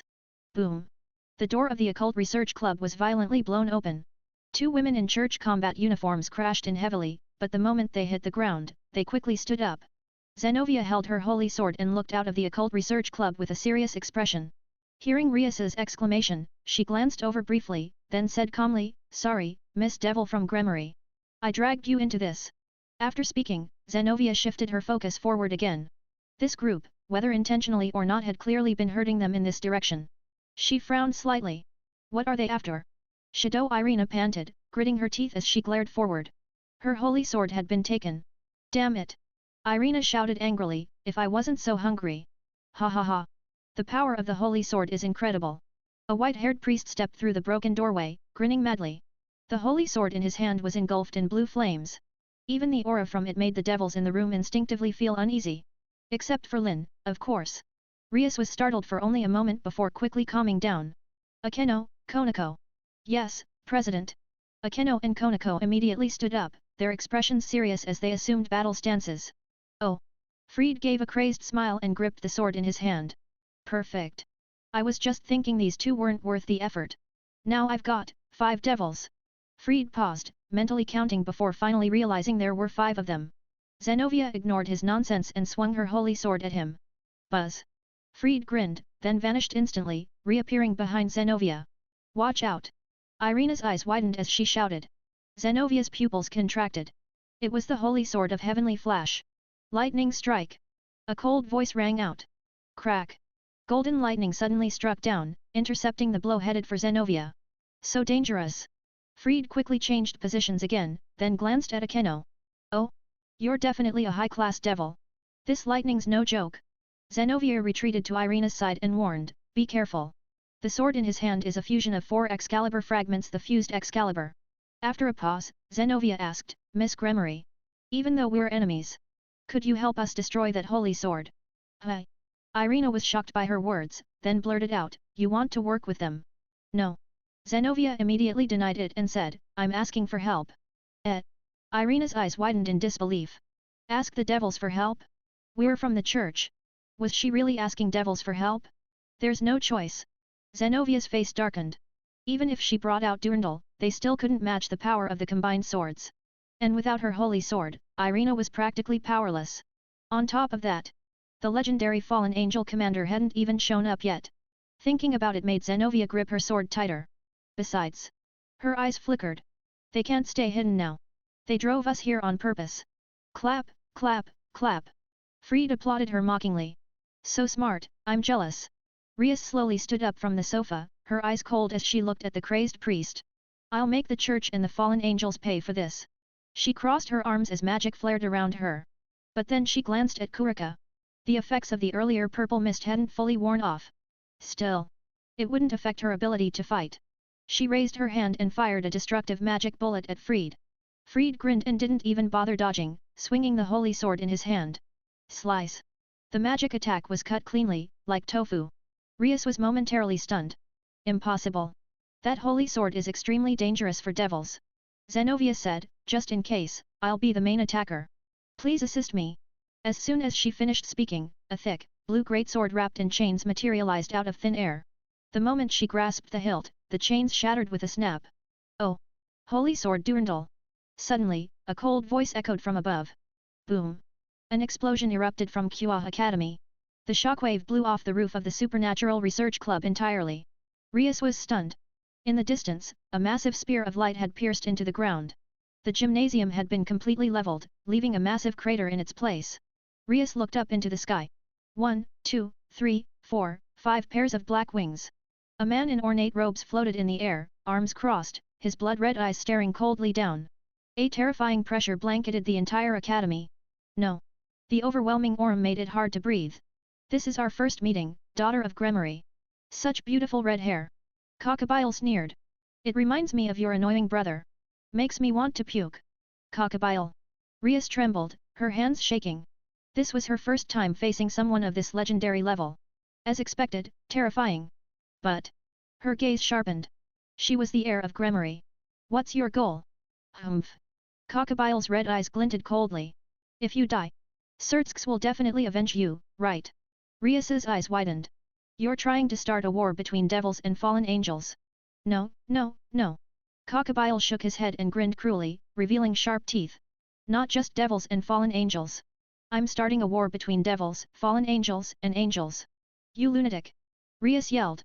Humph. Cockabile said disdainfully, we could have won the last war. That bastard Azazel was too obsessed with sacred gear research. So now, I'll start the war again. Upon hearing this, Rias didn't hesitate. She unleashed her destructive power at full force. Buzz! A massive purple magic circle formed in front of her. Boom! Her full power attack as a high-class devil exploded forward. Akeno didn't hold back either. She knew Rias alone wasn't enough. Buzz! Golden lightning fell from the sky, striking toward Cockabile. I'll help too. Zenobia stepped up, gripping Durandal. In the next instant, a brilliant holy light cannon fired toward Cockabile. 3 powerful attacks flew at him. But Cockabile just sneered, raising a giant magic circle. Boom! The combined attacks from 3 high-class devils struck the barrier. Cockabile simply waved a hand. The attacks were instantly extinguished. Seeing this, Rias's face turned grim. This enemy was completely beyond their capability. Whoosh! Akeno and Zenobia panted, clearly having used up all their strength. Zenobia couldn't help but doubt. Could she and Irina really take back the king's sword from this monster? Wasn't this just delusion? Despair crept in. Cockabile looked down and said, Gremory's daughter, your destruction magic is nowhere near your brother's. Rias clenched her teeth, eyes full of rage. Cockabile didn't care. He looked at Zenobia and said, Durandal. A fine sword. But it all comes down to the wielder's skill. Then his gaze shifted to Akeno. Oh! Barukiel's daughter, reduced to a devil. At the mention of her father, Akeno clenched her fists tightly. Cockabile sneered and continued to evaluate each of them like they were mere insects. Then he yawned. Fried, I'll leave the rest to you. These people weren't worth his time. Yes, boss. Fried stuck out his tongue, face twisted in a grin. Ah ha ha ha, devils and church working together to refine my new holy sword. How wonderful! With a gleam in his eyes, Fried charged and slashed the king's sword toward Rias. Her pupils shrank. She tried to summon magic again but stumbled. All her energy had been drained in the last attack. Powerless. She was the next head of the Gremory family. Was this really how she would fall? She hadn't even broken her engagement yet. She hadn't even been with the person she liked yet. The image of Lynn suddenly surfaced in her mind. At that moment, Lynn said, Kurika. I'm here, Naya. In the next instant, Kurika appeared in front of Rias, golden pupils shining with danger. Facing the downward slash of the king's sword, she remained calm. Buzz! A purple barrier unfolded. The sword struck it with a crisp sound. But doubt flashed in Fried's eyes. Could his fused Excalibur not cut through something? This was the fusion of 4 Excalibur fragments. But before he could react, a wave of grey flames formed from pure immortal energy and corrupted demonic power, rushed toward him. Fried's pupils shrank. Just as he tried to activate the holy sword of heavenly flash. He couldn't move. Ah! My soul! My soul is on fire! Fried's head exploded as he screamed. Bang! The fused Excalibur dropped to the ground. The next second, Fried was completely burned to ashes. Both body and soul erased. Everyone present froze. Rias stared blankly at Kurika's back. Kurika! Just then, on the sofa, Lynn's calm voice rang out. So, Rias, what do you think of my suggestion now? Everyone turned toward the source of the voice. A black-haired, red-eyed man sat on the sofa, sipping black tea leisurely. He's drinking tea? Zenovia and Irina were stunned at the sight of Lynn's relaxed posture. Did this guy even realize what was going on right now? Rias froze for a moment. His suggestion just now? She subconsciously glanced at Konako. So, the deal with what comes next part. He didn't mean Fried? He meant Cockabile. She had thought Lynn was referring to that crazy priest from earlier. But Lynn's words reminded her. Even though Cockabile was strong, they still had Kurika on their side. Even if she couldn't defeat him, she could at least stall for time, right? As long as Sana noticed something was wrong, she would definitely contact the Miss for support. Besides, although she didn't know Lynn's exact strength, anyone who could subdue someone as dangerous as Kurika had to be far stronger than the rest of them. With both Lynn and Kurika, they could definitely hold out against Cockabile until the Miss arrived. But was she really going to hand Konako over to Lynn? What a waste! Suddenly, Cockabile spoke, interrupting Rias's thoughts. His cold gaze was on the fused Excalibur. Clearly, he was referring to Fried. Then, his eyes moved to Kurika, a flicker of surprise flashing in them. It's rare to see an ultimate-class devil in a small town like Kuaha. He sounded impressed. But he didn't take an ultimate-class devil seriously. Cockabile narrowed his eyes and shifted his gaze to Lynn, who was sitting leisurely on the sofa as if nothing was happening. Oh? Acting this calm in front of him? Should I say? Is this ignorance, or just arrogance? His voice turned cold. How dare you remain so relaxed in front of me? Couldn't he see how even the high-class devils around him were trembling? And yet, this guy had the nerve to sit there and sip tea? The more he thought about it, the more irritated Cockabile became. Boom! His overwhelming aura suddenly burst out. The violent pressure swept through the area like a storm. The already damaged Occult Research Club building was completely flattened. Rias was stunned. Just the pressure alone had done that? She gritted her teeth, trying to resist the force. But her magic was depleted.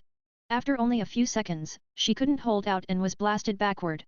Zenovia planted Durandal into the ground and forced herself to stay upright.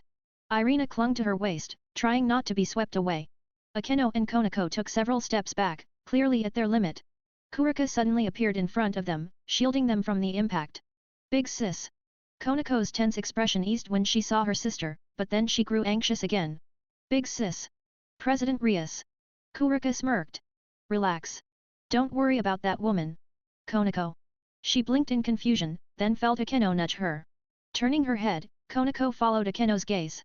Only to see Rias sitting on Lynn's lap, face flushed, arms wrapped around his neck. Konako. Lynn leaned back on the sofa, a faint smirk on his lips. What's this, Rias? You couldn't bear to part with Konako, so you offered yourself instead. He rubbed his chin thoughtfully. Actually, that works too. No way. Rias blushed fiercely and immediately denied it. But she had lost control and had been blown away.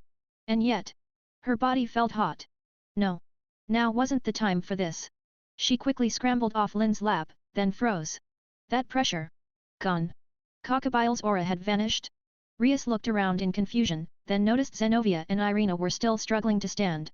Hi. Then why hadn't she felt anything? She looked around, shocked. The entire Occult Research Club had been destroyed by Cockabile's pressure.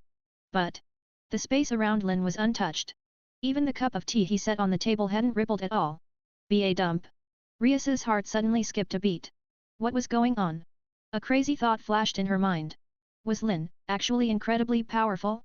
Stronger than she ever imagined? But could that be true? She still struggled to believe it. After all, when she first met Lynn, he was only a mid-class devil. HOH. Cockabile squinted as he studied Lynn more closely, clearly sensing something off. But you dare flirt right in front of me? His red eyes burned with cold killing intent. He raised his hand, and a spear of light formed instantly. As more magic was poured in, the power of the spear grew more and more terrifying. Even from a distance, the devils around could feel their hearts tremble. Rias's body reacted instinctively to the threat. She stepped forward to shield Lynn. But, thud. A large hand gently landed on her head. Rias froze. Then she heard Lynn's calm voice. It's fine. Leave this to me. Rias's eyes widened in disbelief. But I haven't. Lynn raised his finger and softly pressed it to her lips, a small smile playing on his face. Even if you object, I can't sit back and do nothing. Rias's heart skipped again. After all, we're friends, aren't we? Lynn hadn't forgotten the kindness Rias had shown him when he was still weak. Rias froze, a strange warmth spreading in her chest. Lynn patted her red hair, then calmly turned to face Cockabile. Rias snapped out of it and grabbed his arm. Wait. She said urgently, Lynn, don't act recklessly. As long as you and Kurika can stall him, the Mu's reinforcements will be here. She trusted that Sana had already sent word to them. Though she had a strange feeling about Lynn, and some wild guesses just now, she still felt uneasy. After all, she had never seen Lynn's strength with her own eyes. And Cockabile. He was a monster who had survived the Great War between the three factions. A being recorded in the Bible. An ancient, terrifying force. The Mu's support. Cockabile burst into laughter. By the time your Mu arrives, this entire town will be reduced to rubble. What? Rias, Akeno, and the others froze in shock. Humph. Cockabile sneered. Didn't you know? I set a barrier around this town. In 20 minutes, everything goes boom. It'll all be gone. Haha. You lunatic. Rias growled. But Cockabile wasn't even looking at her anymore. His eyes were locked on Lynn, who had ignored him this entire time. The spear of light in his hand continued growing, like a massive pillar reaching the sky. You brat! With your ignorance! Die! Cockabile roared as he hurled the spear of light. Rias, Zenovia, and Akeno stared as it drew closer. Their pupils shrank. An overwhelming sense of helplessness swept over them. Was this the end? Suddenly. Buzz! A spear of light, bigger, brighter, and far more intense than Cockabile's, formed in an instant. What? Cockabile's eyes widened in shock. Impossible. Lynn raised his eyes, expression calm. Cockabile. Your spear. Not big enough. Not bright enough. As he finished speaking, his own spear of light descended. Boom. The two spears of light collided in midair. An explosion of dazzling white light engulfed the skies over Kuah town. But, the instant they made contact, Lynn's spear utterly overwhelmed Cockabile's. Boom. Cockabile's spear shattered like glass. But Lynn's kept going. Impossible. This can't be. Cockabile screamed in disbelief. How could a devil wield light brighter than a fallen angel? His voice was drowned as Lynn's spear engulfed him. Cockabile's tortured screams echoed from within the light. He. Ha ha ha. Even in pain, he laughed. As expected. After God died, the world truly descended into chaos. A devil, using light on par with angels. With his final scream, Lynn's spear exploded. The light burst outward like a mushroom cloud, engulfing all of Kuah town. The shockwaves spread rapidly in all directions. A purple barrier instantly rose to contain the blast. But, bang! The barrier shattered upon contact. Far away. No. Sana groaned, stumbling back. This is bad. She looked up, horrified. Our power can't contain it. Cockabile. Was he really on par with her sister? Tsubaki's expression turned grim. What should we do? If we don't stop it, who knows what'll happen to Kuah? Sana bit her lip and shook her head.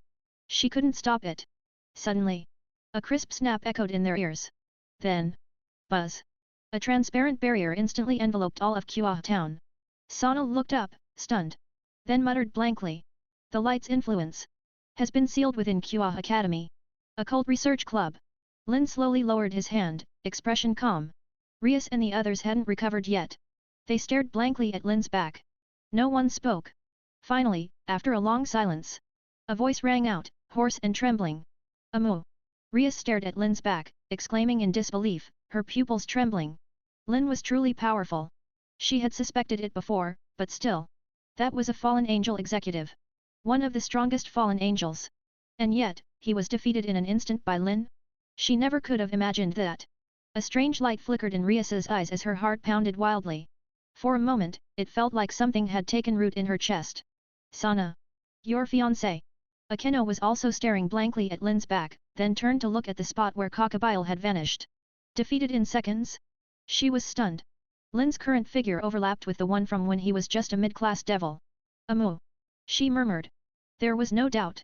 Lynn is Amu. Cockabile who had left them helpless was a being with strength close to the level of a Mu, maybe even a Mu himself. And yet, even someone like that couldn't withstand a single strike from Lynn. Akeno took a few deep breaths, trying to calm her surging heart. Then, she looked toward the devastated Kua Academy. She raised her head again, and the blinding light in the sky still hadn't faded. If Lynn hadn't activated a barrier to contain the light, the blast would have reached far beyond, possibly devastating Kua town and everything around it. Countless ordinary people would have died in the aftermath of that battle. Zenovia looked at the lingering radiance in the sky, her expression complicated. The devilish aura around Lynn was thick and unmistakable. He was clearly a devil. But what was that light, on par with the power of an archangel? Why does a devil feel more like a clergyman than her? What about justice? What about divine will? That Cockabile, didn't he say? God is dead? Thinking of this, Zenovia pursed her lips. You can't trust everything a dying man says. God could never die. But I'll need to confirm it once I return to the church. On the field, the only two people who weren't surprised by Lynn's strength were Kurika and Konako. Even so, they were still filled with admiration. Kurika's golden, slit-like pupils sparkled with excitement. She had to have Lynn's child. Konako's breathing became shallow as she stared at Lynn's back, mist gathering in her eyes. She looked like she was going into heat. Kurika immediately smacked her with a spell, forcefully interrupting her daze. My turn's not even over, you wait in line. Lynn ignored their reactions and gazed up into the night sky through the brilliance. Under the full moon, a faint white shadow flickered past. Lynn's eyes narrowed. White Dragon. Scene shift, Kua Town. A wide river. On a riverside viewing platform, a middle-aged man with blonde and black hair sat quietly, wearing a black kimono and holding a fishing rod. Whether he was waiting for a bite or something else was unclear. The next moment, a white figure flashed by and appeared before him. Yo! Azazel raised his brows in surprise. Back already? Vala removed the concealment on his body and replied, yet. Cockabile was weak. He couldn't even last a second. Azazel's eyes flashed with shock. Has Vala become this strong? Wait, something's off. He suddenly noticed Vala wasn't carrying Cockabile's body. His expression darkened. Where's Cockabile? Vala stood on the shore, looking at the calm water, and spoke casually, didn't I say? Cockabile didn't even last a second. So. He got slaughtered. Slaughtered. Azazel's pupils contracted. Who did it? No idea. Vala shrugged, but his voice was filled with excitement. But. That guy is definitely someone worth fighting. Azazel fell silent. One of the leaders of the fallen angels went for a walk and ended up completely annihilated. Tisk. How troublesome. Fallen angels weren't numerous to begin with. That idiot. And with this level of strength, you want to start a war again? Azazel sighed in frustration, then looked at Vala with a raised brow. You. Something's off about you. He stared at Vala, whose body seemed to tremble slightly. Vala grinned. Yeah. That's right. I'm actually scared. Scared? Azazel's eyes widened. Vala, the battle maniac, feeling fear. No. Vala reconsidered. His smile remained as sharp as ever. More like the power of light that guy used. It made the blood of Lucifer inside me tremble. Thinking of it made Vala even more excited. Lucifer. Dear grandfather. Is there actually something you feared? The blood of Lucifer is trembling. Azazel was stunned by Vala's words. No one knew Vala's background better than him. And the Lucifer Vala mentioned Azazel knew exactly who that was. Rezevim Levon Lucifer. A transcendent. Azazel clicked his tongue. Since when did someone of that level appear in Kua town? What kind of person could make Vala feel this way? But, light? Could it be an angel? Did Michael send someone to retrieve the holy swords? Why would that cause Vala to react like this? Now I'm really curious. Azazel put those thoughts aside and asked, surprised, with your personality, you didn't challenge him. Vala fell silent. That light that filled the entire barrier. It was a problem. And also, someone else is going to show up. But, Vala's eyes gleamed with fighting spirit. I'll find him sooner or later. I never thought there would be such an interesting and powerful devil. Azazel nodded. That was just like Vala. Then suddenly, he froze. Wait. You said devil. Back at Kua Academy. Under Lynn's control, the power of light inside the barrier finally began to dissipate. When he had unleashed it, he had carefully avoided harming the devils inside the barrier. Otherwise, even his allies would have been injured. Vala. Lynn recalled the white shadow from earlier, his eyes narrowing slightly. How strong had Vala become now? But more importantly, the Red Dragon Emperor, where is he? Rias. Suddenly, a series of footsteps echoed.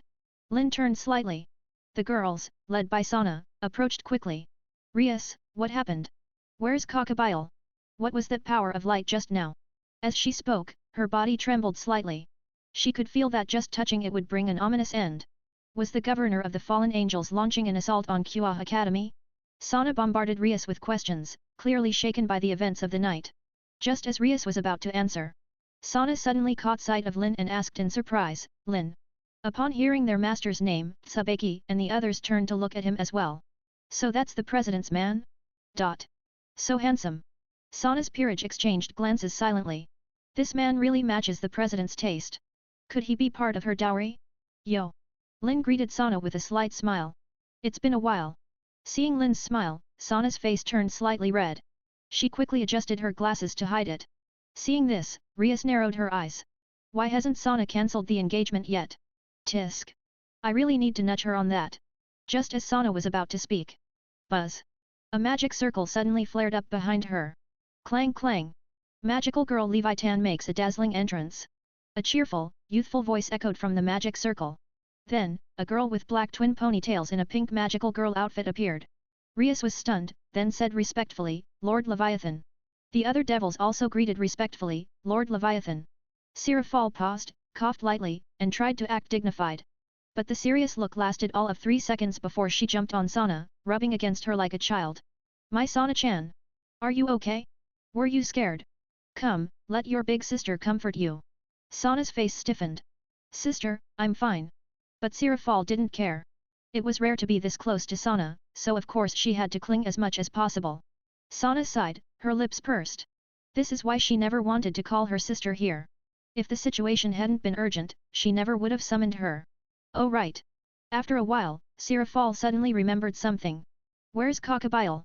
Anyone who dares hurt my Sana-chan, I'll shove their head into a toilet. Sana looked at Rias in confusion. Come to think of it. Since she arrived, nothing really happened? If not for the moon being dimmer than usual, she would have thought nothing went wrong. Seeing this, Rias smiled. Lord Leviathan, Cockabile. She glanced at Lynn, eyes full of complex emotion, then said with a strange tone, was dealt with by Lynn. Sirafal. Sana. Lynn. Sana looked at Lynn in disbelief. Cockabile. Defeated by Lynn? But, wasn't Lynn just a mid-class devil before? Her mind spun. Lynn. Sirafal narrowed her eyes. She'd heard that name quite a bit lately. Sana's fiancé, huh? Made her cute little sister so troubled. Perfect chance to deal with him. Noticing Sirafal's menacing look, both Rias and Sana felt a chill.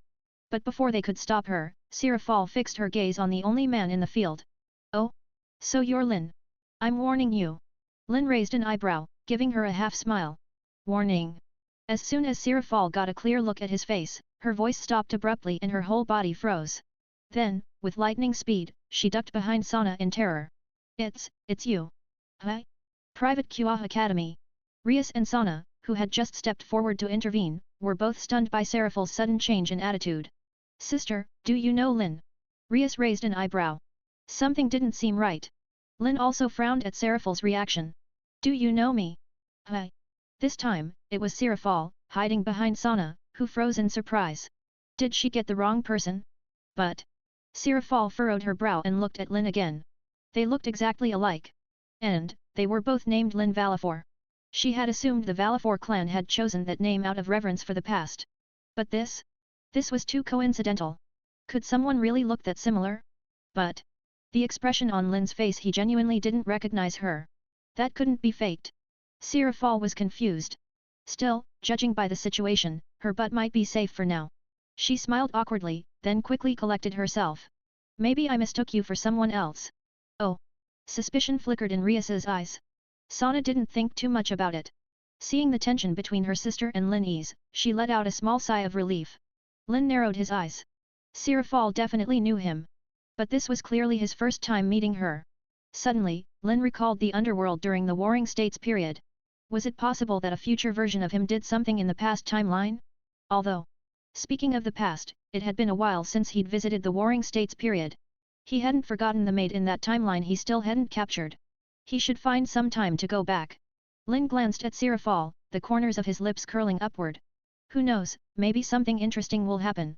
Sirafal shuddered for no reason. Why did she suddenly have a bad feeling? At the same time, she and Sana had just finished hearing from Rias about what had happened.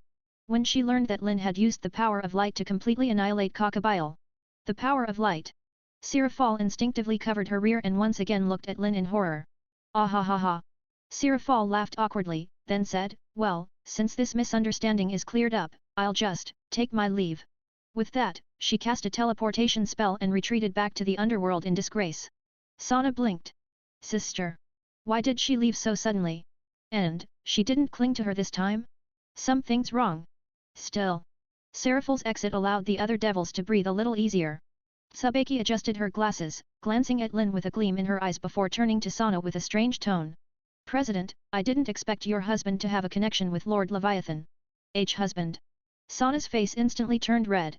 All she heard was that one word husband. Her whole body started trembling. Really? Momo Hanakai looked surprised. Then doesn't that mean we've gained a male devil master? Male, master? Raya Kusaka's face also turned red, her thoughts spinning wildly. If President Sana gets pregnant, would she ask them to satisfy the male master's desires? Ugh! Just imagining that scene, she couldn't handle it. Rias narrowed her eyes at the sight of Sana and her peerage's reactions, clearly displeased. But Sana was Lynn's fiancé in name. Thinking of this, Rias bit her lip. Why did Sana's engagement seem so perfect? Akeno glanced at Rias and smiled faintly. Then, she turned and feigned concern. If I remember correctly, President Sana and Mr. Lin were planning to cancel their engagement, right? I wonder how that's going. Boom. Akeno's words were like a thunderclap, instantly sobering Sana and stunning her peerage. Cancel the engagement? They exchanged glances, confusion in their eyes. President. You never told us about this? Sana's body trembled slightly, her face pale. Right, she had said she wanted to cancel it. Rias immediately scolded, Akeno, that's a private matter between Sana and Lin. Don't pry. Akeno, well done. She truly was her most reliable comrade. They must work together to take Lin from Sana. Seeing Sirafal leave, Lin didn't say anything else. He simply looked up at the sky. After a while, when nothing happened, he let out a small sigh. I thought that old crow Azazel would show up. After all, Cockabile was one of his executives, yet he remained silent. Shaking his head, Lin prepared to leave. There was nothing left for him to do. He'd leave the cleanup to Sana and Rias. Kurika, let's go. Coming, Naya. Kurika suddenly leapt from Konako's side to Lin, rubbing herself against him like a love-struck cat. Naya. She sniffed him shamelessly, acting like a total nympho. This immediately drew the attention of Rias and Sana. So jealous. No, so shameless. That heat-struck cat. But, while cursing Kurika internally, Sana's gaze grew more suspicious. She had been confused when she first saw Kurika earlier. She had assumed she came for Konako. But now, was it because of Lin? She wanted to ask, but didn't know how to begin. After all, Kurika was a dangerous SS-level threat. On the side, Rias clenched her fists subconsciously at the intimate scene between Kurika and Lin. Her eyes narrowed. Then she suddenly thought of Konako, and her eyes lit up.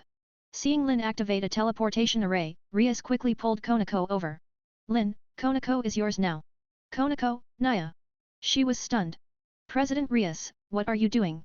Even though she wanted to follow Lin Senpai, she still hadn't fulfilled the president's request. Oh. Lin paused, surprised. The teleportation array he was forming stopped for a moment.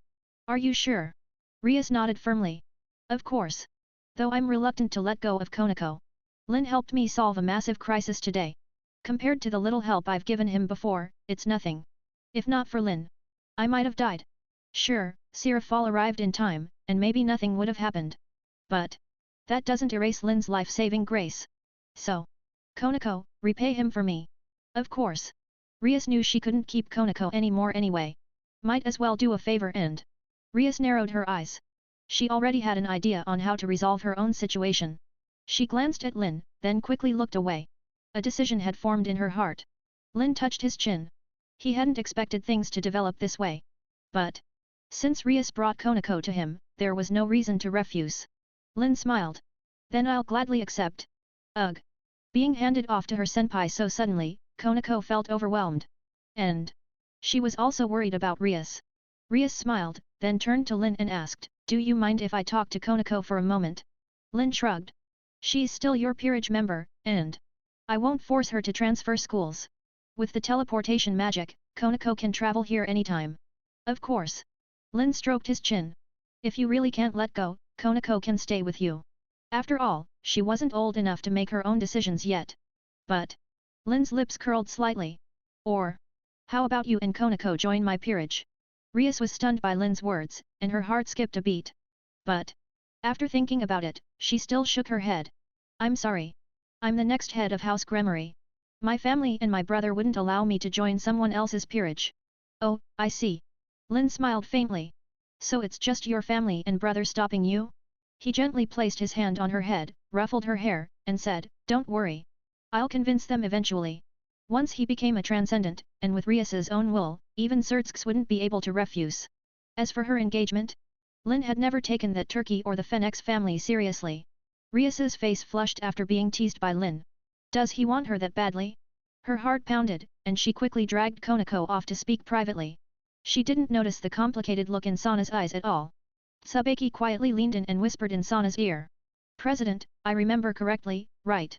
She adjusted her glasses slightly, a questioning gleam in her eyes. Mr. Lin, he's your fiancé, isn't he? Ugh. Sana felt as if her heart had been stabbed. Momo whispered, they look like a good match. Pfft. Another stab. Sana's body swayed slightly. Meanwhile, Rias and Konako were speaking privately. Konako, I've treated you well, haven't I? Konako blinked in confusion, then nodded. You've been very good, President. Rias smiled and patted her head.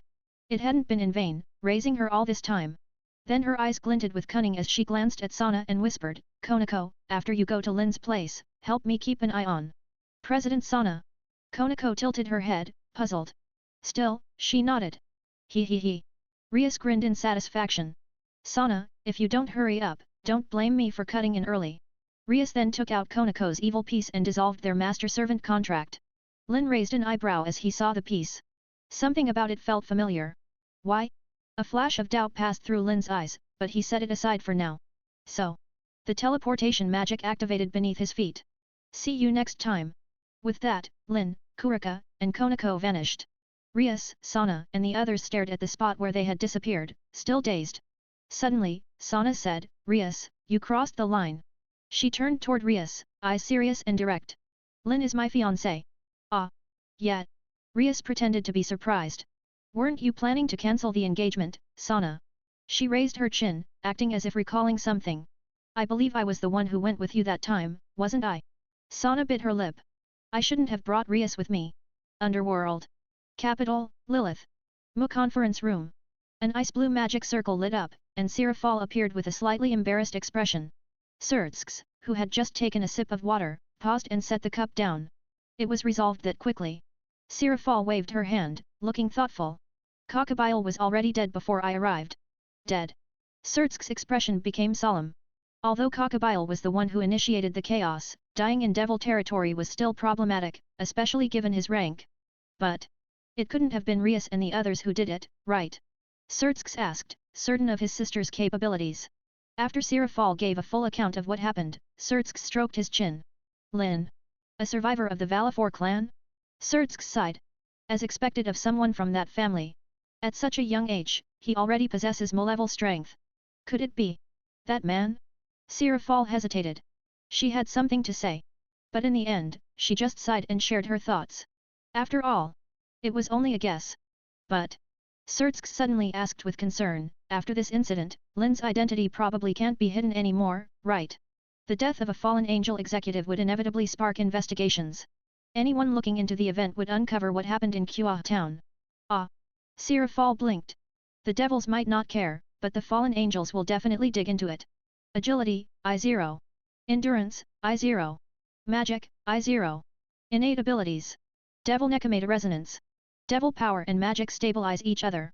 All magic attacks gain an added Nekomata corrosion effect, continuously weakening the enemy's magic resistance. Cat Devil. Extradition Flame, summons blue flames that burn the soul rather than the body. Targets can't reincarnate. Highly effective against undead and devils. Nekomata Curse, temporarily opens the yellow spring fissure, releasing miasma that corrodes the enemy's spirit. Devil Transformation, transforms into a 10-meter-long black skeletal cat with burning hellfire tail and decayed wings.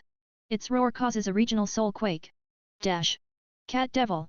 Lin was surprised when he saw Konako's demon classification. The same type as Midori Fuse. But Lynn compared Konako's skills with Midori's. Even though they're the same type, their abilities are completely different. He handed Konako her blessing info and explained the system as usual. I see. Konako held the blessing report in her hand, a look of understanding dawning in her eyes. So this was the secret behind Senpai's peerage? Could it be? Is this also why Psycho Senpai is so strong? That's right, meow. Kurika suddenly hugged her from behind and ruffled her head. Now you know why Big Sister wanted to take you away. If you don't step it up, you'll fall behind, meow. And Master's peerage isn't limited to just this. Kurika winked mysteriously, still holding Konako's underwear. Lynn, meanwhile, pulled out the evil piece set Rias had previously given him. He took one out and examined it closely. He hadn't felt anything special about it before. But now, there was a strange sense of familiarity. Lynn's red eyes flickered slightly. What was this feeling? As he pondered, Kurika crawled into his arms. She stuck out her rear and swayed her tail, brushing it gently against Lynn's cheek. Lying sideways, her golden eyes sparkled with allure. She ran a finger across her lips and breathed softly. Master, while that little brat's out of the way, wanna have a baby with Kurika? She rubbed against him seductively. As her smirk deepened, she clearly sensed something happening. Lynn's gaze darkened. Don't even think about leaving the bed tonight. Kurika froze. The next second, Lynn hoisted her up. Meow. She panicked. This had escalated too fast. Bang. Lynn kicked open the bedroom door and tossed her onto the bed. Wait. Kurika quickly scooted back, but I've had enough waiting. Lynn's eyes gleamed. I'm pissed right now. Wait, meow. So, he began. His hand swept up and down, caressing her thighs and laps. His left hand landed on her other thigh, trailing his fingers from her waist, groping her fleshy laps. Kurika gasped as Lynn slipped his fingers between her legs. The waters of her pink pussy threaded his fingers. Lynn spread his fingers and began to stroke the outer layers of her vulva, letting the thick moisture of her juices drip all over him. The Nekomata's face strained, and she began to rock her hips slowly, silently masturbating on Lynn's fingers. All of a sudden he slipped a finger into her pussy, and a sharp moan struck out. Akhun. A second finger and a third slipped through her folds simultaneously. As she gasped, Lynn's cock throbbed. She shook her head, clasping the sheets tightly, fighting to not moan aloud. Her pussy clenched against all three of his fingers. He stroked her insides, massaging through her folds and feeling them nudge against his hand. Gasping, struggling to breathe, fighting the tension. Her tense body sank down, driving his wet fingers up her hole. She squealed, and her head inched backwards, closing her eyes temporarily. Her wetness, her intermittent moans, and the teasing sight of her concealed breasts all made Lynn's dick throb even harder. Don't expect special treatment tonight. His other hand reached for her nipple and squeezed. Yes, master, she moaned, throwing her head even further back. Use me, punish me, meow. His thumb pinched her nipple through her nightie, squeezing as he simultaneously throbbed her pussy. Don't tell me what to do, he pinched harder. With each word, he increased the tension on her breast, feeling her squirming at his touch. Rocking her hips ever so slightly, she parted her lips and answered affirmatively. Yes, her voice cracked towards the end, my lord. Good. Slowly, he withdrew his wet fingers out of her, sliding out of her with a soft plop. He pushed her off, scrambling to get up and mount her. As her eyes sparked with perverse glee, he pulled her close to him with a violent jerk and slipped his hand under her clothing. His right palm found her heavy breast, and his lips bore down on her mouth with a kiss. Instinctively, her lips parted, receiving his lips. The wetness of his tongue slipped through the crack between her lips and teeth, slithering straight into her mouth. Both man and woman knelt in the middle of the bed, half naked, facing each other as each tongued the other's mouth hungrily. Slippery, moist sounds spilled into the air. Kurika's hot body pressed up against him. In the spur of the moment, she threw her hands around his neck, and her head bobbed against his, exchanging fluids and matching his raging need with her own riled body. Under her cloth, Lynn's hand continued to grope freely. He alternated between each full, round breast, squeezing aggressively, invoking his pitched moans that spilled straight down in his throat. Dripping with delicious wetness, the Nikomata wrapped her hands tightly around his neck as Lynn pushed her downward while sucking frantically, tonguing and kissing her mouth. She landed on her back, sinking into the feather bed with a soft thud. Lynn pulled back, eyes glazing dangerously. He grabbed the bulging length of his cock by its base and slithered upwards. The Nikomata opened her legs, letting the sweet scent of her juiced pussy blast straight into Lynn's nostrils. His fingers groped the folds of her pussy, lapping up enough of her juice in his hand. As she lay there, eyes open eagerly, fat thighs parted and cloth above her belly, tail and ears twitching, her full chest rose and fell, panting from the long, lusty kiss. Lynn hovered over her, stroking himself using her own wetness. Kurika kept squirming restlessly on the bed. Just as Lynn lowered himself onto her, Kurika parted her legs, eager to receive the first thrust of her lord. Ak. However, a moment later, a high-pitched scream slashed from her throat, splicing through the void. Lynn grunted. Don't make a sound. Eyes bulging in terror, she clamped her mouth shut, literally struggling to breathe. It felt like Lynn had parked a whole arm and a shoulder in her pussy. Kurika's lungs were exploding by the second. Her round eyes bulged wildly in the hollows of her sockets. Of course, her body was perfect for this. Both as a Nikomata and as a woman with flexible powers. Lynn's dick sliced through her pussy, splitting her thighs farther. Lynn, grunting, leaned forward, gripping her massive breasts in each hand. In a harsh whisper, he hissed a single word. Clench, he said. With her hands still clamped over her mouth, the Nekomata's eyes flashed in confusion. Clench your pussy walls. Despite the fact that it was a cruel order, the Nikomata obeyed and forced her hole to contract. A low, guttural growl escaped his mouth, and a tremor of pleasure rippled through his dick. He snapped at her. Again. Lynn's throat vibrated, droning out another low rumbling. Kurika coiled under him, clamping her mouth shut. A tiny whimper of moans slipped out between the cracks. Slowly, Lynn pulled out, parting her pussy with his dick, gliding out with a slippery plop. Her eyes widened, lips forming an O shape. The moist sounds seemed to go on forever as Lynn heaved his heavy cock out of her. Finally, as he arched his hips backward, withdrawing only half of his dick out, the Nikomata let out a desperate sigh, wailing in high notes. Please, Master Mercy, she gasped. I can't breathe. Clenching his buttocks, Lynn's hips shot forward, thrusting his dick right into her. Kurika's voice rang out this time, cracking intermittently. Lynn's knees dug into the sheets, and with a crushing swing of his arm, he reached for her neck, his palm encircling it completely. Just as his fingers were about to close in, Kurika clenched her wet pussy hard. Master, her pleading voice came again. Please. I can't, meow. His thrust came smooth, heavy, and violent. My lord. Her crackling scream tore through the air with an inverted loop, blasting right into Lynn's ears. Lynn arched backward again and lunged forward. From the head beneath him, a startled scream erupted. Lynn grunted, doubled his efforts, and began to pound her. Ak meow mphff. The heaviness of his dick split her tiny waist. Each stroke bulged against her stomach. The delicious sounds of her muffled cries blended in with the heaving sounds of their bodies, and her vaginal fluids poured out freely. Lynn's body slammed against her voluptuousness, easing in and out of her. His massive hand pinned her throat, clutching her tightly, sinking in and out of her wetness, forcing the Nikomata into thrashing movements. Her palms left her mouth and wedged them against his chest. On the pillows beneath her, her small head fought weakly against his powerful grasp. Lynn's arms gripped her throat, blasting into her small pussy, letting each moist thrust drive him deeper and deeper. SS shit! Lynn exclaimed. Kurika's eyes bulged with excitement, hearts practically bursting from them. Lynn's fingers loosened. But only slightly, blasting against her pelvis, threading her vaginal fluids, fucking her over and over in desperate grunts and rustling knees. Lynn's intense eyes bore into hers.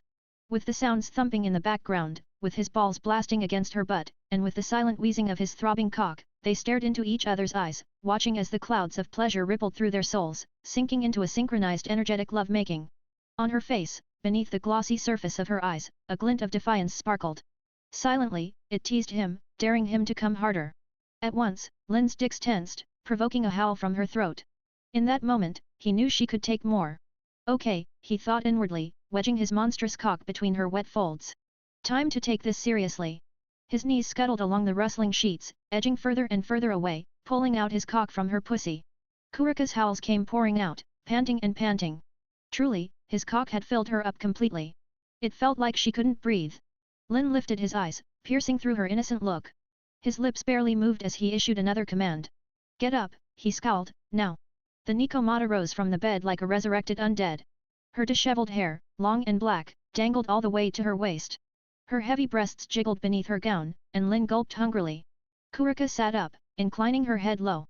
Behind her, both her slender arms supported her upright form like pillars. Seeing her still seated, he abruptly thrust his arm forward, grabbing the girl roughly by her hair. I said come here, he grunted, pulling her to his chest. I know you heard me. Weakly, her head responded and jerked forward, landing her open mouth on his nipple. Abruptly, Lynn's face screwed up, feeling her moist tongue press up on his nipple. He grunted. Stroke my dick, stroke it. Her small hand, an extension of her hunger, slipped along the sheets, sweeping through until it found the tip of his cock. His dick was too big. His girth was too thick. Her small fingers could barely go around his trunk. So, she closed her lips, slightly grazing his nipple, and found the throbbing tip of his cock in her palms and began to rub deliriously. As Lynn groaned, her perverse mind munched on his pleasure. With her full, round breasts pressed up on his lower torso, and with her wet tongue curling around his left nipple, she pleasured his cock, squeezing the tip, milking him in rapid, tensing squeezes. Just as Lynn groaned again, she leaned in on his chest, withdrawing her tongue and clamping her lips shut for a full suck. A hot brush of raging blood swept through Lynn's cock. He gripped her by her head, pushing her deeper into his chest. Her mouth opened, and she unleashed her tongue, expertly tonguing his nipples as she milked his bulging tip. Damn! Her tugging fingers assaulted his senses. She paused for a moment, letting his libido rile up. But her finger curled around the tip, wrapping it in a pleasurable squeeze once more, stroking the tender tissue with calculated milking motions. His cock jerked twice, throbbing rebelliously. Rich veins bulged out against the hardened organ. Kurika's clenched fingers caught it and stroked hard. Simultaneously, her soft tongue bobbed up and down, lapping his second nipple in concentric motions. Lynn grunted hoarsely. Damn it, if she keeps this up. He didn't even want to finish the thought. He would spill right there, into her hands. With a savage burst of adrenaline, he shook off the encroaching orgasm and sank his fingers deep into her hair. With a violent tug, he jerked her away from him. Aggukke! A sharp squeal escaped her lips. Her wide eyes flashed with surprise, glistening with mischief and shock. Lynn's own face, hardening around his chin, scowled. Go to the head of the bed, he commanded. At once, she turned her back on him, crawling along the sheets on all fours. Place your hands on the headboard, both of them. She did, placing herself in a kneeling position, sticking the full curve of her round ass out. No, straighten your back. Confused, she remained still. Lynn moved over to her, dragging his massive dick along the ruffled sheets until he was right behind her. His dick pressed up against her buttocks as his arms reached around her thick body to adjust her. I want you like this. With his chest pressed against her back, her full breasts pressed against the wall. His cock nudged her buttock as he used his organ to spread her legs apart. There. He whispered in her right ear, sending cold shivers down her spine. Like this. She was kneeling in an upright position, hands against the wall, with her ass slightly pouted out. Eyes glinting, his fingers found the edges of her robe, and slowly he lifted it. Involuntarily, he let out a low whistle as the lush curve of her round ass came into view. Each cheek was plump, smooth, and irresistibly fair, gently nestled together. Thwack! The Nikomata screamed, and Lynn watched with delight as her jiggly flesh bounced back defiantly. He gripped her hair with his left hand, pinning her face against the wall, and swung his arm with a sweeping arc. Her naked flesh caught the brunt of the assault. Thwack! Nghnnnn. Kurika's helpless moans bounced against the wall. Again, another slap came. Her left butt cheek bounced against the other, bubbling like jelly, like balloons filled with water. Lynn's palms opened again and assaulted her buttocks one more time. Thwack! Aggukke mama oster. A high-pitched scream spilled out of the Nikomata. Her cheek burned against the wall as a single teardrop slithered down. On her right butt cheek, a burning mark, bright red and palm-sized, had appeared. Her shoulders heaved up and down, sobbing. As she waited for the next one to come, once again, Lynn split her in two. Mercilessly, Lynn drove his dick into her pussy. The Nikomata eyes nearly popped out of her sockets. Ack! She screamed with all her might, and Lynn's arm reached around her, clamping her mouth shut. MMMPHFFFF. Then the pounding came. On her knees, with her hands on the wall, Lynn fucked her pussy raw. Each powerful stroke split her inner tissues, shifted her pelvic bones apart, and sliced out of her folds. MMMPHFFFF. Grunting, his heavy, slippery thrusts blasted against her curvy butt. She tried to scream, but his right hand clamped her mouth shut. A cacophony of moans, high-pitched and low growls, echoed in the room. A man heaving against his submissive partner. From behind, Lynn's powerful arm reached around her flushed face, clasping her mouth with a savage grasp. With her chest pressed up against the headboard, hands placed on the wall, her ass was arched out perfectly, receiving the powerful, wet, slippery thrusts. Sharp, muffled cries rang out from the Nikomata, sputtering straight into Lynn's fingers. Struggling to breathe, shrieking violently, her blown-out chest wheezed against the cold wood. Please, she gasped. Master, I can't. Behind her, with an oppressive movement, Lynn's face twisted into a smirk. He pulled out briefly, then thrust back into her. Each violent thrust shook her body like thunder. Sparks of lightning flashed in her eyes. She collapsed on the wall, wailing against the white paint, begging him to stop. Lynn rode into her, cruising in and out of her, separating the outer folds of her pussy. Along her inner thighs, a drizzle of moisture rolled down. And with her whole body, she screamed energetically, eyes bulging and temple veins popping out. Shit! Lynn gasped. The gripping squeeze of her pussy walls tightened around his girth, clenching and clenching as he heaved in and out of her. Lynn pressed against her back, reached forward, and slid his hands under her dress. The Nikomata squealed as he cupped her fat tits in each hand. Gripping her breasts from behind, Lynn's unnaturally thick bulge thrust deeper into her, fucking her body into shuddering whimpers. Kurika's cries rang out, rising higher and higher. Short gasps broke out in between each sharp squeal. The sides of her boobs spilled out of Lynn's hands. He groaned even as she moaned, heaving his hips out. In quick successive lashes, his pelvis slammed repeatedly against the curve of her fat buttocks. Her robe kept falling over, covering the upper part of her bum. His sweaty balls, glistening with her wetness, thumped noisily with each thrust. He kept her pinned on the wall, legs apart, hands under her dress, squeezing voraciously on her boobs, stealing her breaths with each violent thrust. Soon enough, the Nekomata's face twisted, forming ridges above her eyebrows. "I'm coming," she whispered against the wall. "Master, I'm come." His arms dug into her breasts, molesting each mold of flesh in a tight grip. "No," his bass voice vibrated from his throat. "Don't come yet. It's not me, master, your cock. Don't come yet." The darkness hid the monstrous snarl on Lynn's face. Squeezing her breast under her robe, his right hand dropped down, all the way to her drenched clit, and began to rub aggressively. "Mister," she wailed helplessly. In tight circles, Lynn molested her clit, masturbating her, squeezing her right breast with his other hand, and grunting hoarsely into her ear like a wild bear. In Kurika's eyes, violent sparks went off. Blood rushed to her ears in a raging swoosh, cutting off every other sound. Her left hand collapsed from the wall, reaching behind for Lynn's ass, pressing him deeper into her pussy. Grunting shamelessly, he fucked her from behind, fast and quick, feeling the rich bounce of her jiggly cheeks against his pelvis. Her ass bounced against his cock, echoing the soundtrack of their slapping organs. Finally, as a cold night breeze swept through the room, a powerful thrust from Lynn's pelvis broke her waters. "I'm coming," she gasped. "I'm coming. Don't see you." Even before the hot liquid came streaking out, he felt the contracting walls of her pussy tighten. Her insides grew hotter and hotter. And as soon as his dick pulled out, her juices came spilling out. As her nectar screamed out of her vagina, her tongue unrolled and her lungs collapsed, filling the room with the desperate cries of a cheating adulteress. In her eyes, the black part rolled all the way back, and a lump rose in her throat, visibly throbbing. Lynn's thickening rod felt her pussy hug, throbbing dangerously as she hungrily rode the rippling waves of orgasm. Her fingers sank into the wall, scratching like a psychopath, moaning deliriously as his wet strokes forced out her orgasm. "I said, don't see you." "Akn akn. Akn." The Nikomata threw her head back, cutting him off with a long stretch of moans. Between her parted legs, hot liquid sprayed out, blasting like geysers, drenching the sheets below. Her body jerked. Her thighs buckled. She swallowed, crying consistently against the wall. Against the wall, her body shook violently. Lynn closed in on her like a massive shadow, dicking her ass down with intense drilling. Smack! Smack! Smack! As he fucked her from behind in an upright position, the juices erupted from her pussy in jet streams, breaking out in long sprays. Lynn's already hardening cock fucked her with her own wetness. Her orgasm became his, and Lynn heaved her up and forced her down again, repeating it over and over in crushing thrusts. Lynn collapsed fully on her, squeezing her against the wall with his broad chest. "Take this," he grunted hoarsely. Against the wall, she moaned. "Yes, master, yes sss." The Nikomata clenched her creaming pussy. "Fuck," Lynn sputtered. She heard his pleasure and did it again. He announced between gasps, about to come. His dick doubled down, clamping her hole shut.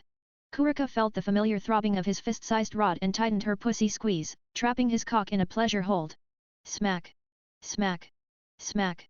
His hand left her clit. His other hand let go of her big breast. Both hands clasped her hips tightly.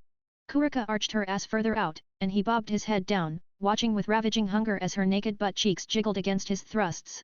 She wailed something into the dark. "It's coming," Lynn announced again. His dick shoved deep into her, and the first load pumped out. Kurika's body shook, tightening her pussy squeeze. The massive rod pulsed, glistening with her pussy cream in the moonlight. Lynn's lips sputtered. Lynn groaned into her ear, collapsing on her shoulders, fucking his orgasm into her tight hole. With each powerful stroke, thick bursts of cum erupted violently. Lynn gripped her thighs, sank his nails into her skin, and pounded against her ass with violent indignation. Streaks of semen wheezed out of his dick continuously. Skin against skin, their raw organs merged and merged again in noisy, violent clasps. Kurika sputtered against the wall, begging him. Don't stop, she panted. Please. Master. Don't stop. Still spilling, his right hand left her hips, reached upward, and curled around her neck with a death choke. Just then, Kurika's body began to shudder. Her breaths began to come out in jagged gasps, and her thighs trembled beneath her. Grunting directly into her ear, Lynn's powerful grasp held her up, pinning her against the wall. Her torso buckled wildly, and from her shoulders to her arms and chest, she shook uncontrollably, as though direct current had been shot through her body. Lynn's hand let her go and pulled out quick. With amusement in his eyes, he watched as her body sank down to the soaked sheets, jerking on the bed like a fish out of water. But Lynn wasn't done yet. He collapsed on her, sucking her breasts through her robe. She squirmed under him, jerking her head from side to side, scattering her long hair all over the sheets. She thrashed wildly, feeling his hot semen in her body. In the living room, Konako sat silently, eyes dull, not daring to move a muscle. That was terrifying. Big sister. Will she break? Suddenly, the bedroom door creaked open, and Kurika's head popped out. She clawed at the floor, teary-eyed. Bang! Lynn grabbed her ankle and dragged her back in. Skreek! Kurika's claws scraped against the floor as she was pulled back inside. Chiron! Save me, Naya! Konako shuddered and curled up on the sofa, pretending she saw nothing. This was too intense. No idea how long passed, but the sounds didn't stop. Konako's legs started shifting restlessly, her thighs rubbing together as her breathing quickened. Her gaze became hazy. Buzz! A golden light suddenly flashed from the bedroom. A spell hit Konako's body, snapping her out of it. She puffed her cheeks. Sister, are you spying on me with surveillance spells? The next day, Kurika's belly bulged slightly. As she shifted on the bed, something inside felt like it was going to spill out. She bit her lip and clamped her thighs together instinctively. No. This is my reward for last night, meow. Several days passed. Lynn barely slept at all thanks to unlocking a new species. His trip to the Warring States underworld was temporarily put on hold. Sigh. It's all Kurika's fault for draining him dry. Meanwhile, at the border of the underworld, old Mofaction garrison, Shulba Beelzebub clutched a report sent by insiders from Lilith and the fallen angels. His expression darkened. The power of light. A devil. Crack. The parchment crumpled in his grip. Every word of the report gnawed at his nerves. And of course, he thought of the betrayer Valifor. Traitors, all of them deserve to die. At the same time, Shuchen Academy, Supernatural Investigation Club. Lynn reached over and patted Inuyakami's dog-like ears, but she shot him a cold glare. Damn it! That thieving cat got away with it. She fumed, but there was nothing she could do. Kurika's scent still lingered in her nose, making her feel nauseous. Knock knock. Suddenly, there was a knock at the door. A trace of curiosity flashed in Lynn's eyes. Come in. Click. The door opened. An unexpected figure stood outside. Petite, with a cane. Golden curly hair lightly hidden beneath a beret, her girlish charm was unmistakable. Iwanaga Kodoko. Greetings. Iwanaga Kodoko smiled politely and lifted the hem of her skirt. I didn't expect the great devil Sama to remember me. What an honor. Lynn rested his chin on his hand, smiling faintly. What, are you here to request something from the devil? No, no, no. Kodoko quickly waved her hands. She still vividly remembered what had happened to Izayama Yomi. Afterward, she had specifically contacted Yomi to ask about it. But Yomi remained tight-lipped and simply said she now belonged to Lord Lin, refusing to say anything more. Left with no choice, Kodoko had to give up. Still, they were both at Shuchen now. Kodoko often inquired about Lin and the Supernatural Investigation Club. So, I'm here to file a request with the Supernatural Investigation Club. Lin raised an eyebrow, smirking. She really knew how to seize opportunities. But he didn't mind. All right, let's hear it. Phew. Kodoko breathed a sigh of relief. Despite being a devil, he was surprisingly easy to talk to.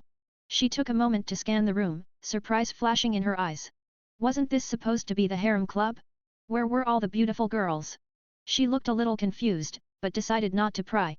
Instead, she smiled. Lord Lin, you're really popular. Lin raised an eyebrow. Welcome. Isn't that normal? Kodoko was speechless. Yep, he was completely self-aware. But, she looked at his flawless face and sighed. Hard to argue with that. If he weren't a devil, she probably would have fallen for him at first sight back when they met. Kodoko shook off the thought and warned, by the way, when I came over, I saw two hot blondes loitering outside the club room. She paused, then gave Lin a teasing look. Is the great Lin Sama being hunted by women? Just two ordinary people. Lin smiled and shook his head. He had noticed them long ago.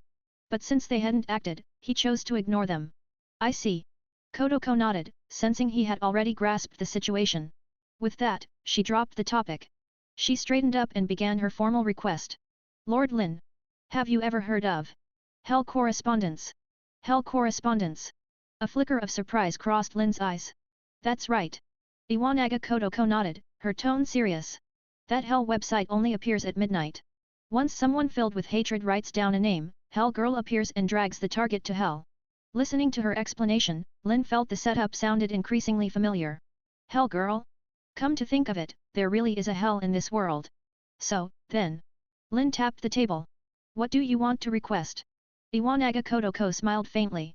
Could I trouble the devil to fix this website? Oh. It's solvable. Lin gave her a playful look. But this is already outside school jurisdiction, isn't it? Kodoko blinked, slightly stunned. Lin continued casually, the Supernatural Investigation Club doesn't handle off-campus commissions for free. Kodoko pursed her lips, sighed, then asked, then, what does the devil require? Lin pulled out a price list he'd prepared long ago. Kodoko's gaze was immediately drawn to it, and she began reading aloud. Low-class devil, 5 million yen. Mid-class devil, 50 million. High-class devil, 500 million. As she read, Kodoko's eyelid twitched. Ultimate class, 500 billion. Satan class, price determined on a case-by-case basis. She froze in disbelief. You can actually request the MU to take action. Lin shrugged. So? Have you decided what level of devil to hire? Kodoko fell silent. Truthfully, she had no clear concept of the power scaling. She wasn't even sure how strong Hell Girl was. So. I'll leave the recommendation to you, President Lin. She handed the matter over to the professional. Lin rubbed his chin thoughtfully. While Hell Girl sounded dangerous, it was hard to gauge her actual power. A high-class devil should suffice. Still. Lin was quite interested in her. If he brought her into his peerage, what kind of devil would she become? With that thought, he smiled at Kodoko and said, I recommend hiring a MU.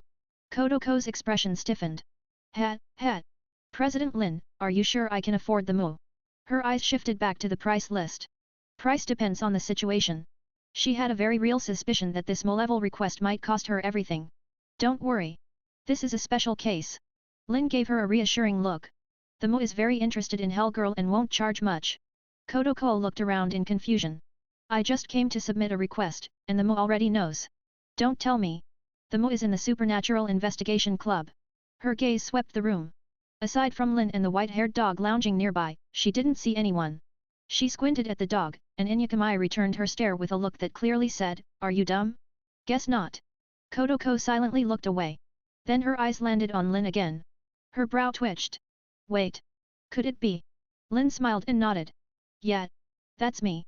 Clatter. Kodoko leapt up from her seat in shock. She suddenly went pale, wobbling as her cane slipped from her grasp and hit the ground with a clack. Her legs gave out. She nearly collapsed. Then. A large hand reached out and caught her, pulling her upright again. Kodoko snapped out of her daze, lifted her skirt, and said stiffly, Forgive me. I was just a bit shocked to learn you're a MU. She looked composed on the outside, but inside, her heart was in chaos. A MU, in Shuchen? And still a student? Is this some twisted devil humor? Well, have you decided whether to ask for my help? Kodoko forced a smile. Of course. Now that he said he was interested, how could she say no? She was reminded of Yomi's fate and felt tears prick her eyes. She could already see herself getting dragged in. All right then, let's go. Lin stood up. Hi. Kodoko blinked. But Master Mu. Hell correspondence doesn't appear until midnight. Lin nodded. I know. But. He gave her a strange look. Do you think we have hatred? Kodoko's expression froze. Right, people without resentment can't see hell correspondence. Then. She tilted her head in confusion. We just find a couple bad guys, Lin said casually. Of course. Kodoko didn't even question it. That really was the most efficient method. Late at night. Two Yakuza men trembled before them. They were the most resentful people Lin could find nearby. Lin and Kodoko waited quietly for midnight. Suddenly. Buzz. A phone vibrated. It's midnight, Kodoko said solemnly. Lin narrowed his eyes. The Yakuza duo's phones suddenly blacked out, and flames began to burn across the screens. Once the flames died out, a website appeared. Hell correspondence. Lynn kicked both men. Write the name of the person you hate most. The two Yakuza shuddered and exchanged glances. If they had to say who they hated most right now, it would definitely be him. But they didn't dare say that. Instead, they obediently entered their boss's name and clicked send. Buzz. As soon as the message was sent, ripples spread through the space. A petite girl in a black kimono appeared. She had long black hair, and her scarlet eyes glowed with emotionless calm. The moment he saw her, Lynn smiled. +1 peerage potential. Hell girl. Kodoko's eyes widened. She really appeared. The two Yakuza men were about to scream from fear, but before they could, Lynn knocked them both out with a sleep spell. Ainma tilted her head. The clients had fallen unconscious. How was she supposed to complete the job? Still, she squatted and placed two red-stringed straw dolls beside them. Whether or not they could hear, she recited the familiar lines. Untie the red thread, and the contract will be sealed. The person you hate will be banished to hell. Her voice was soft, but haunting. Once the contract is fulfilled, your soul will also fall to hell after death. If you cannot reach paradise, you'll wander in agony forever. But obviously, they couldn't respond. Ainma finished the process, then looked over at Lynn and Kodoko. Kodoko rubbed her chin. So this is how it works. However, Hell girl, do you know how many innocent people have died because of your actions? Her gaze turned cold. After all, not all people filled with resentment were truly victims. Some were jealous of others' success, beauty, or talent. Hell girl exiled them all indiscriminately. It crossed Kodoko's bottom line. Faced with her judgment, Ainma remained emotionless. She only said quietly, work is work. Yes. Work. Even if she didn't want to do it, she had no choice. Something flickered in her eyes. She seemed distant. Kodoko clicked her tongue in frustration. Even if she looked like a young girl, she clearly had no free will. At times like this, you had to rely on the Mu. Kodoko looked at Lynn expectantly.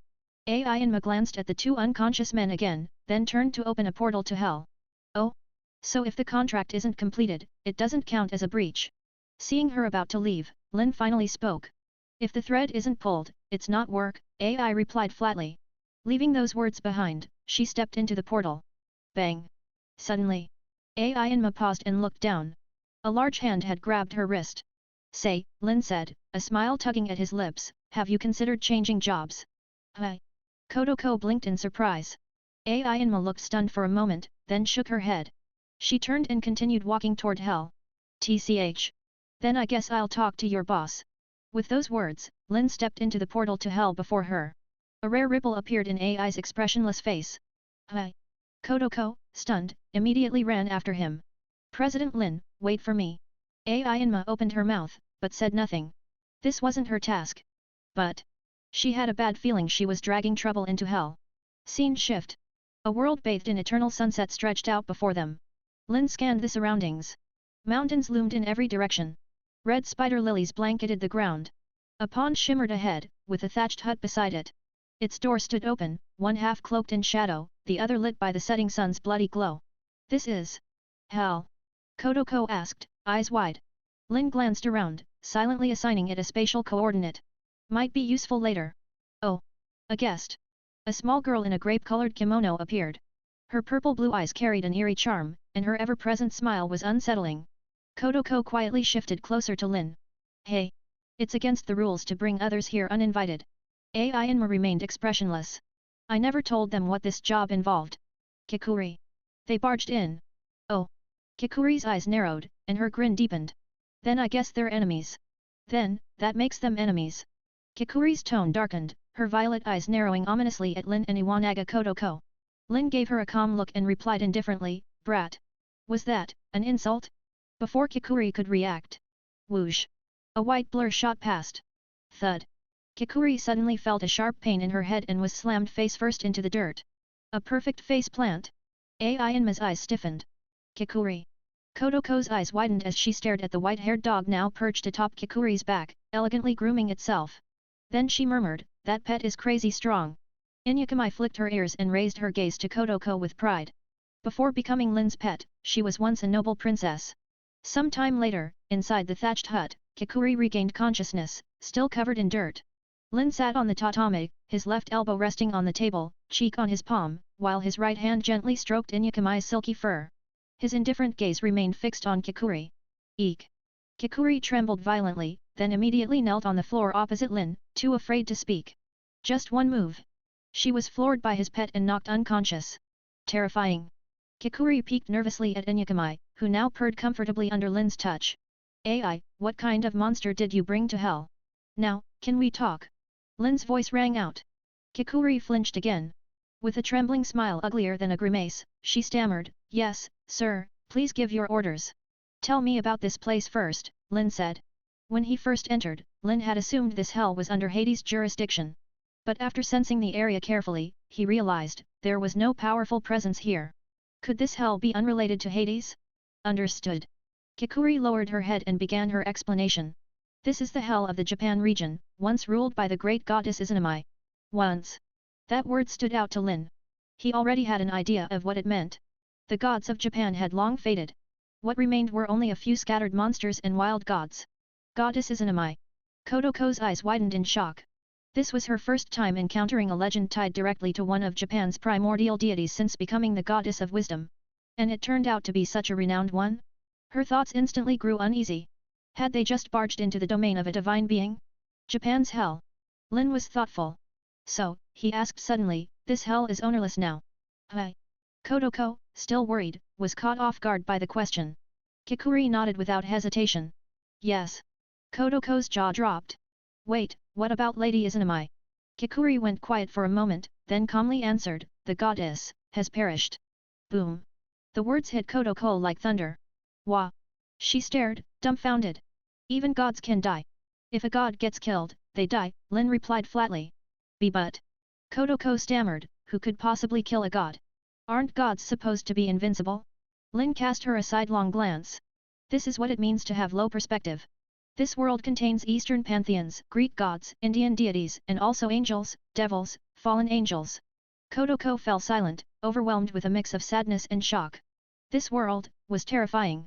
As this lord says, Japan's divine system is no more, Kikuri confirmed. Kodoko sat in a daze. If Japan's gods were truly gone, then what was she, the goddess of wisdom? Lynn turned to Kikuri and asked, have the other pantheons not taken over this hell yet? Kikuri shook her head and forced a bitter smile. Perhaps. They just don't care. But. She added, although the sovereignty remains in Japan, the resources and reincarnation systems have already been taken by other pantheons. I see, Lynn said. And that led to the emergence of Hell Girl. Kikuri nodded. With no souls, Hell couldn't maintain its rules. Collapse was inevitable. So they created the Hell Correspondence System to forcibly recruit souls. However. Kikuri quickly distanced herself. That was all the three-eyed spider's idea. Oh. Lynn smiled. You and that spider must be connected somehow, right? Kikuri's eyes widened in disbelief. He figured it out so quickly? She began to squirm uncomfortably. After finishing his inquiry, Lynn tapped the table again. Let's move on to business. Yes, sir. Kikuri sat upright, nervous. Lynn glanced at Ai Inma, who still looked absent-minded, and said, I plan to have her work for me. Any objections? Kikuri looked up, confused. Her eyes said that's it. Of course. Ai was bound by contract to her true self. Escaping hell wouldn't be easy. But with this man's status, persuading the three-eyed spider wouldn't be impossible. That said. I haven't finished my atonement, Ai Inma said calmly. I cannot leave hell. Lynn raised an eyebrow. Seeing this, Kikuri quickly clarified. Her parents are sealed deep within hell. Unless Ai completes her atonement per the contract, they'll never reincarnate. Kodoko frowned. That spider again. Kikuri nodded silently. Kodoko snorted.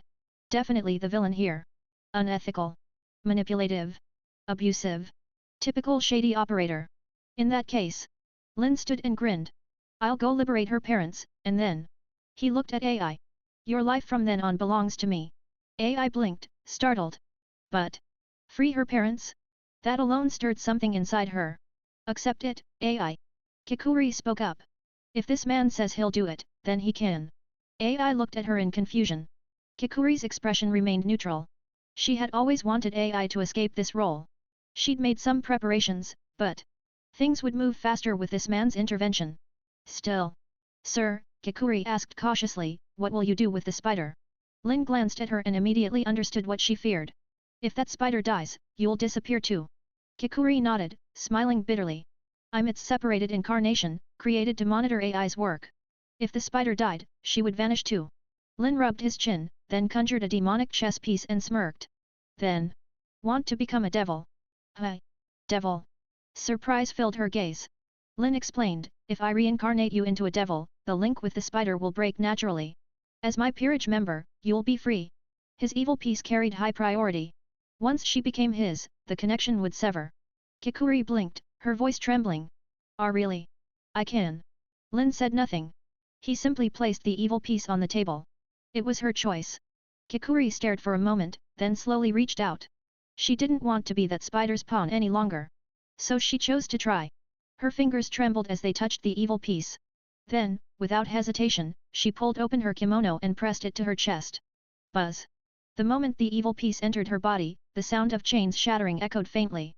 A profound sense of freedom washed over her. But she could feel herself now tethered to another entity. Her eyes glazed over. In her mind, a scene appeared.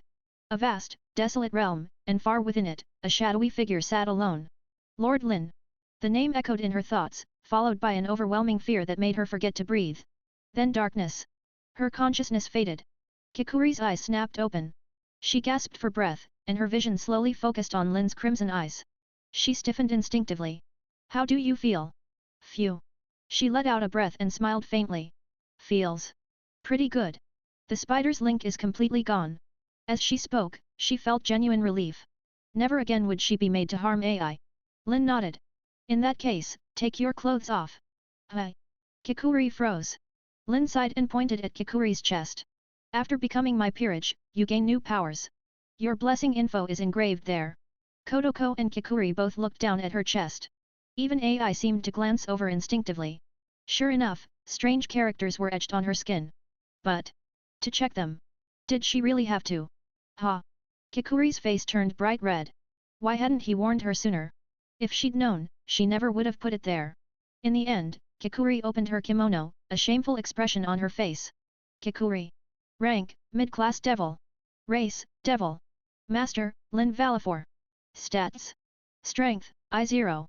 Agility, I0. Durability, I0. Magic, I0. Innate abilities. Two-faced witch. Disguises herself as a harmless young girl by default. When in danger, her spirit splits into good and evil personas. The good side heals allies, while the evil side unleashes cursed shockwaves. Spider Devil. Web control, fires translucent, soul-based spider silk from her fingertips. The form can be freely manipulated. 8-leg pact, unlocked, flaying leg, venom fang leg, cursed leg. Devil transformation, spider matron's cocoon. Another special type devil added to the collection. Lynn's lips curved slightly.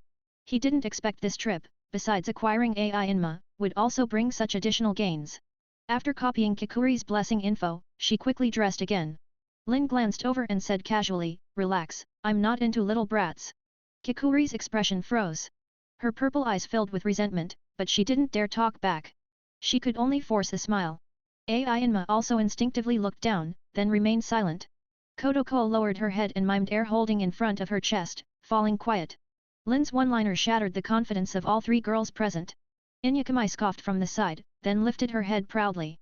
Her human form had a far more acceptable figure. At least she was better off than those three.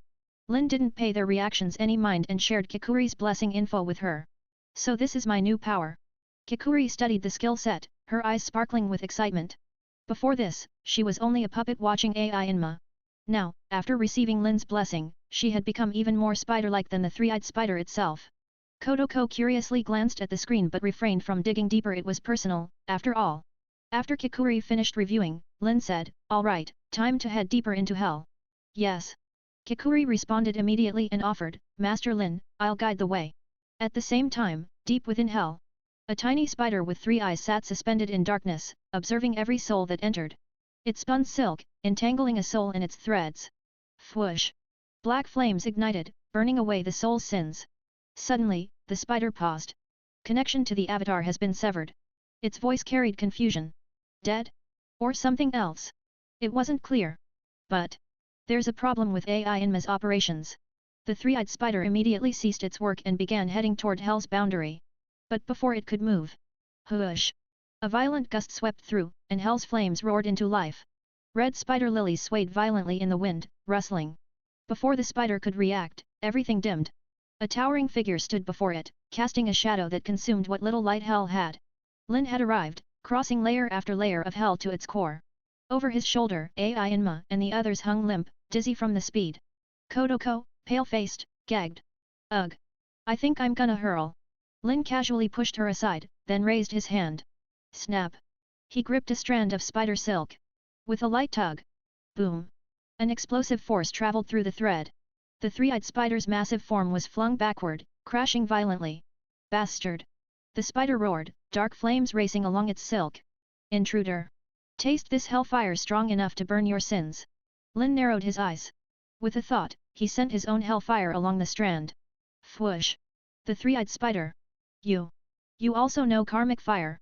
Was he, from hell too? Agility, I0. Durability, I0. Magic, I0. Innate abilities. Hell correspondence, uses spiritual power to construct a website and establish a channel between hell and the real world. River Ferry, summons a ghost boatman to ferry the target's soul. Hell Devil. Hell Wedge, transforms a 100-meter area into a projection of hell, forcibly overlaying reality with Hell River, Red Spider Lilies, and Bone Mountains. All within are suppressed by Hell's rules. Army of the Underworld, tears space to summon Hell creatures. Devil Transformation, Yamahal, Throne of the Unending Heaven. A Hell Devil. Lynn examined Ainma's new skills. Hell Wedge in particular caught his interest. A domain skill that brings hell into the real world. Not bad. After some thought, he pulled out the badge and handed it to her. Try it. See if you can inherit the title of Hell's manager. A devil from Hell managing Hell itself seemed appropriate. He also wanted to see if it enhanced her powers. This is. Kikuri recognized it immediately. Hell manager's badge. Ainma accepted it. The badge flashed softly. Qualified candidate detected. Assign Hell manager role. She looked to Lynn. He nodded. Yes. Buzz. The badge turned into silver light and vanished into Ainma's body. At that moment, a system prompt echoed in Lynn's ears. Ding. Your peerage member has acquired the role of Hell manager. Attribute linked. You have gained traits related to Yama.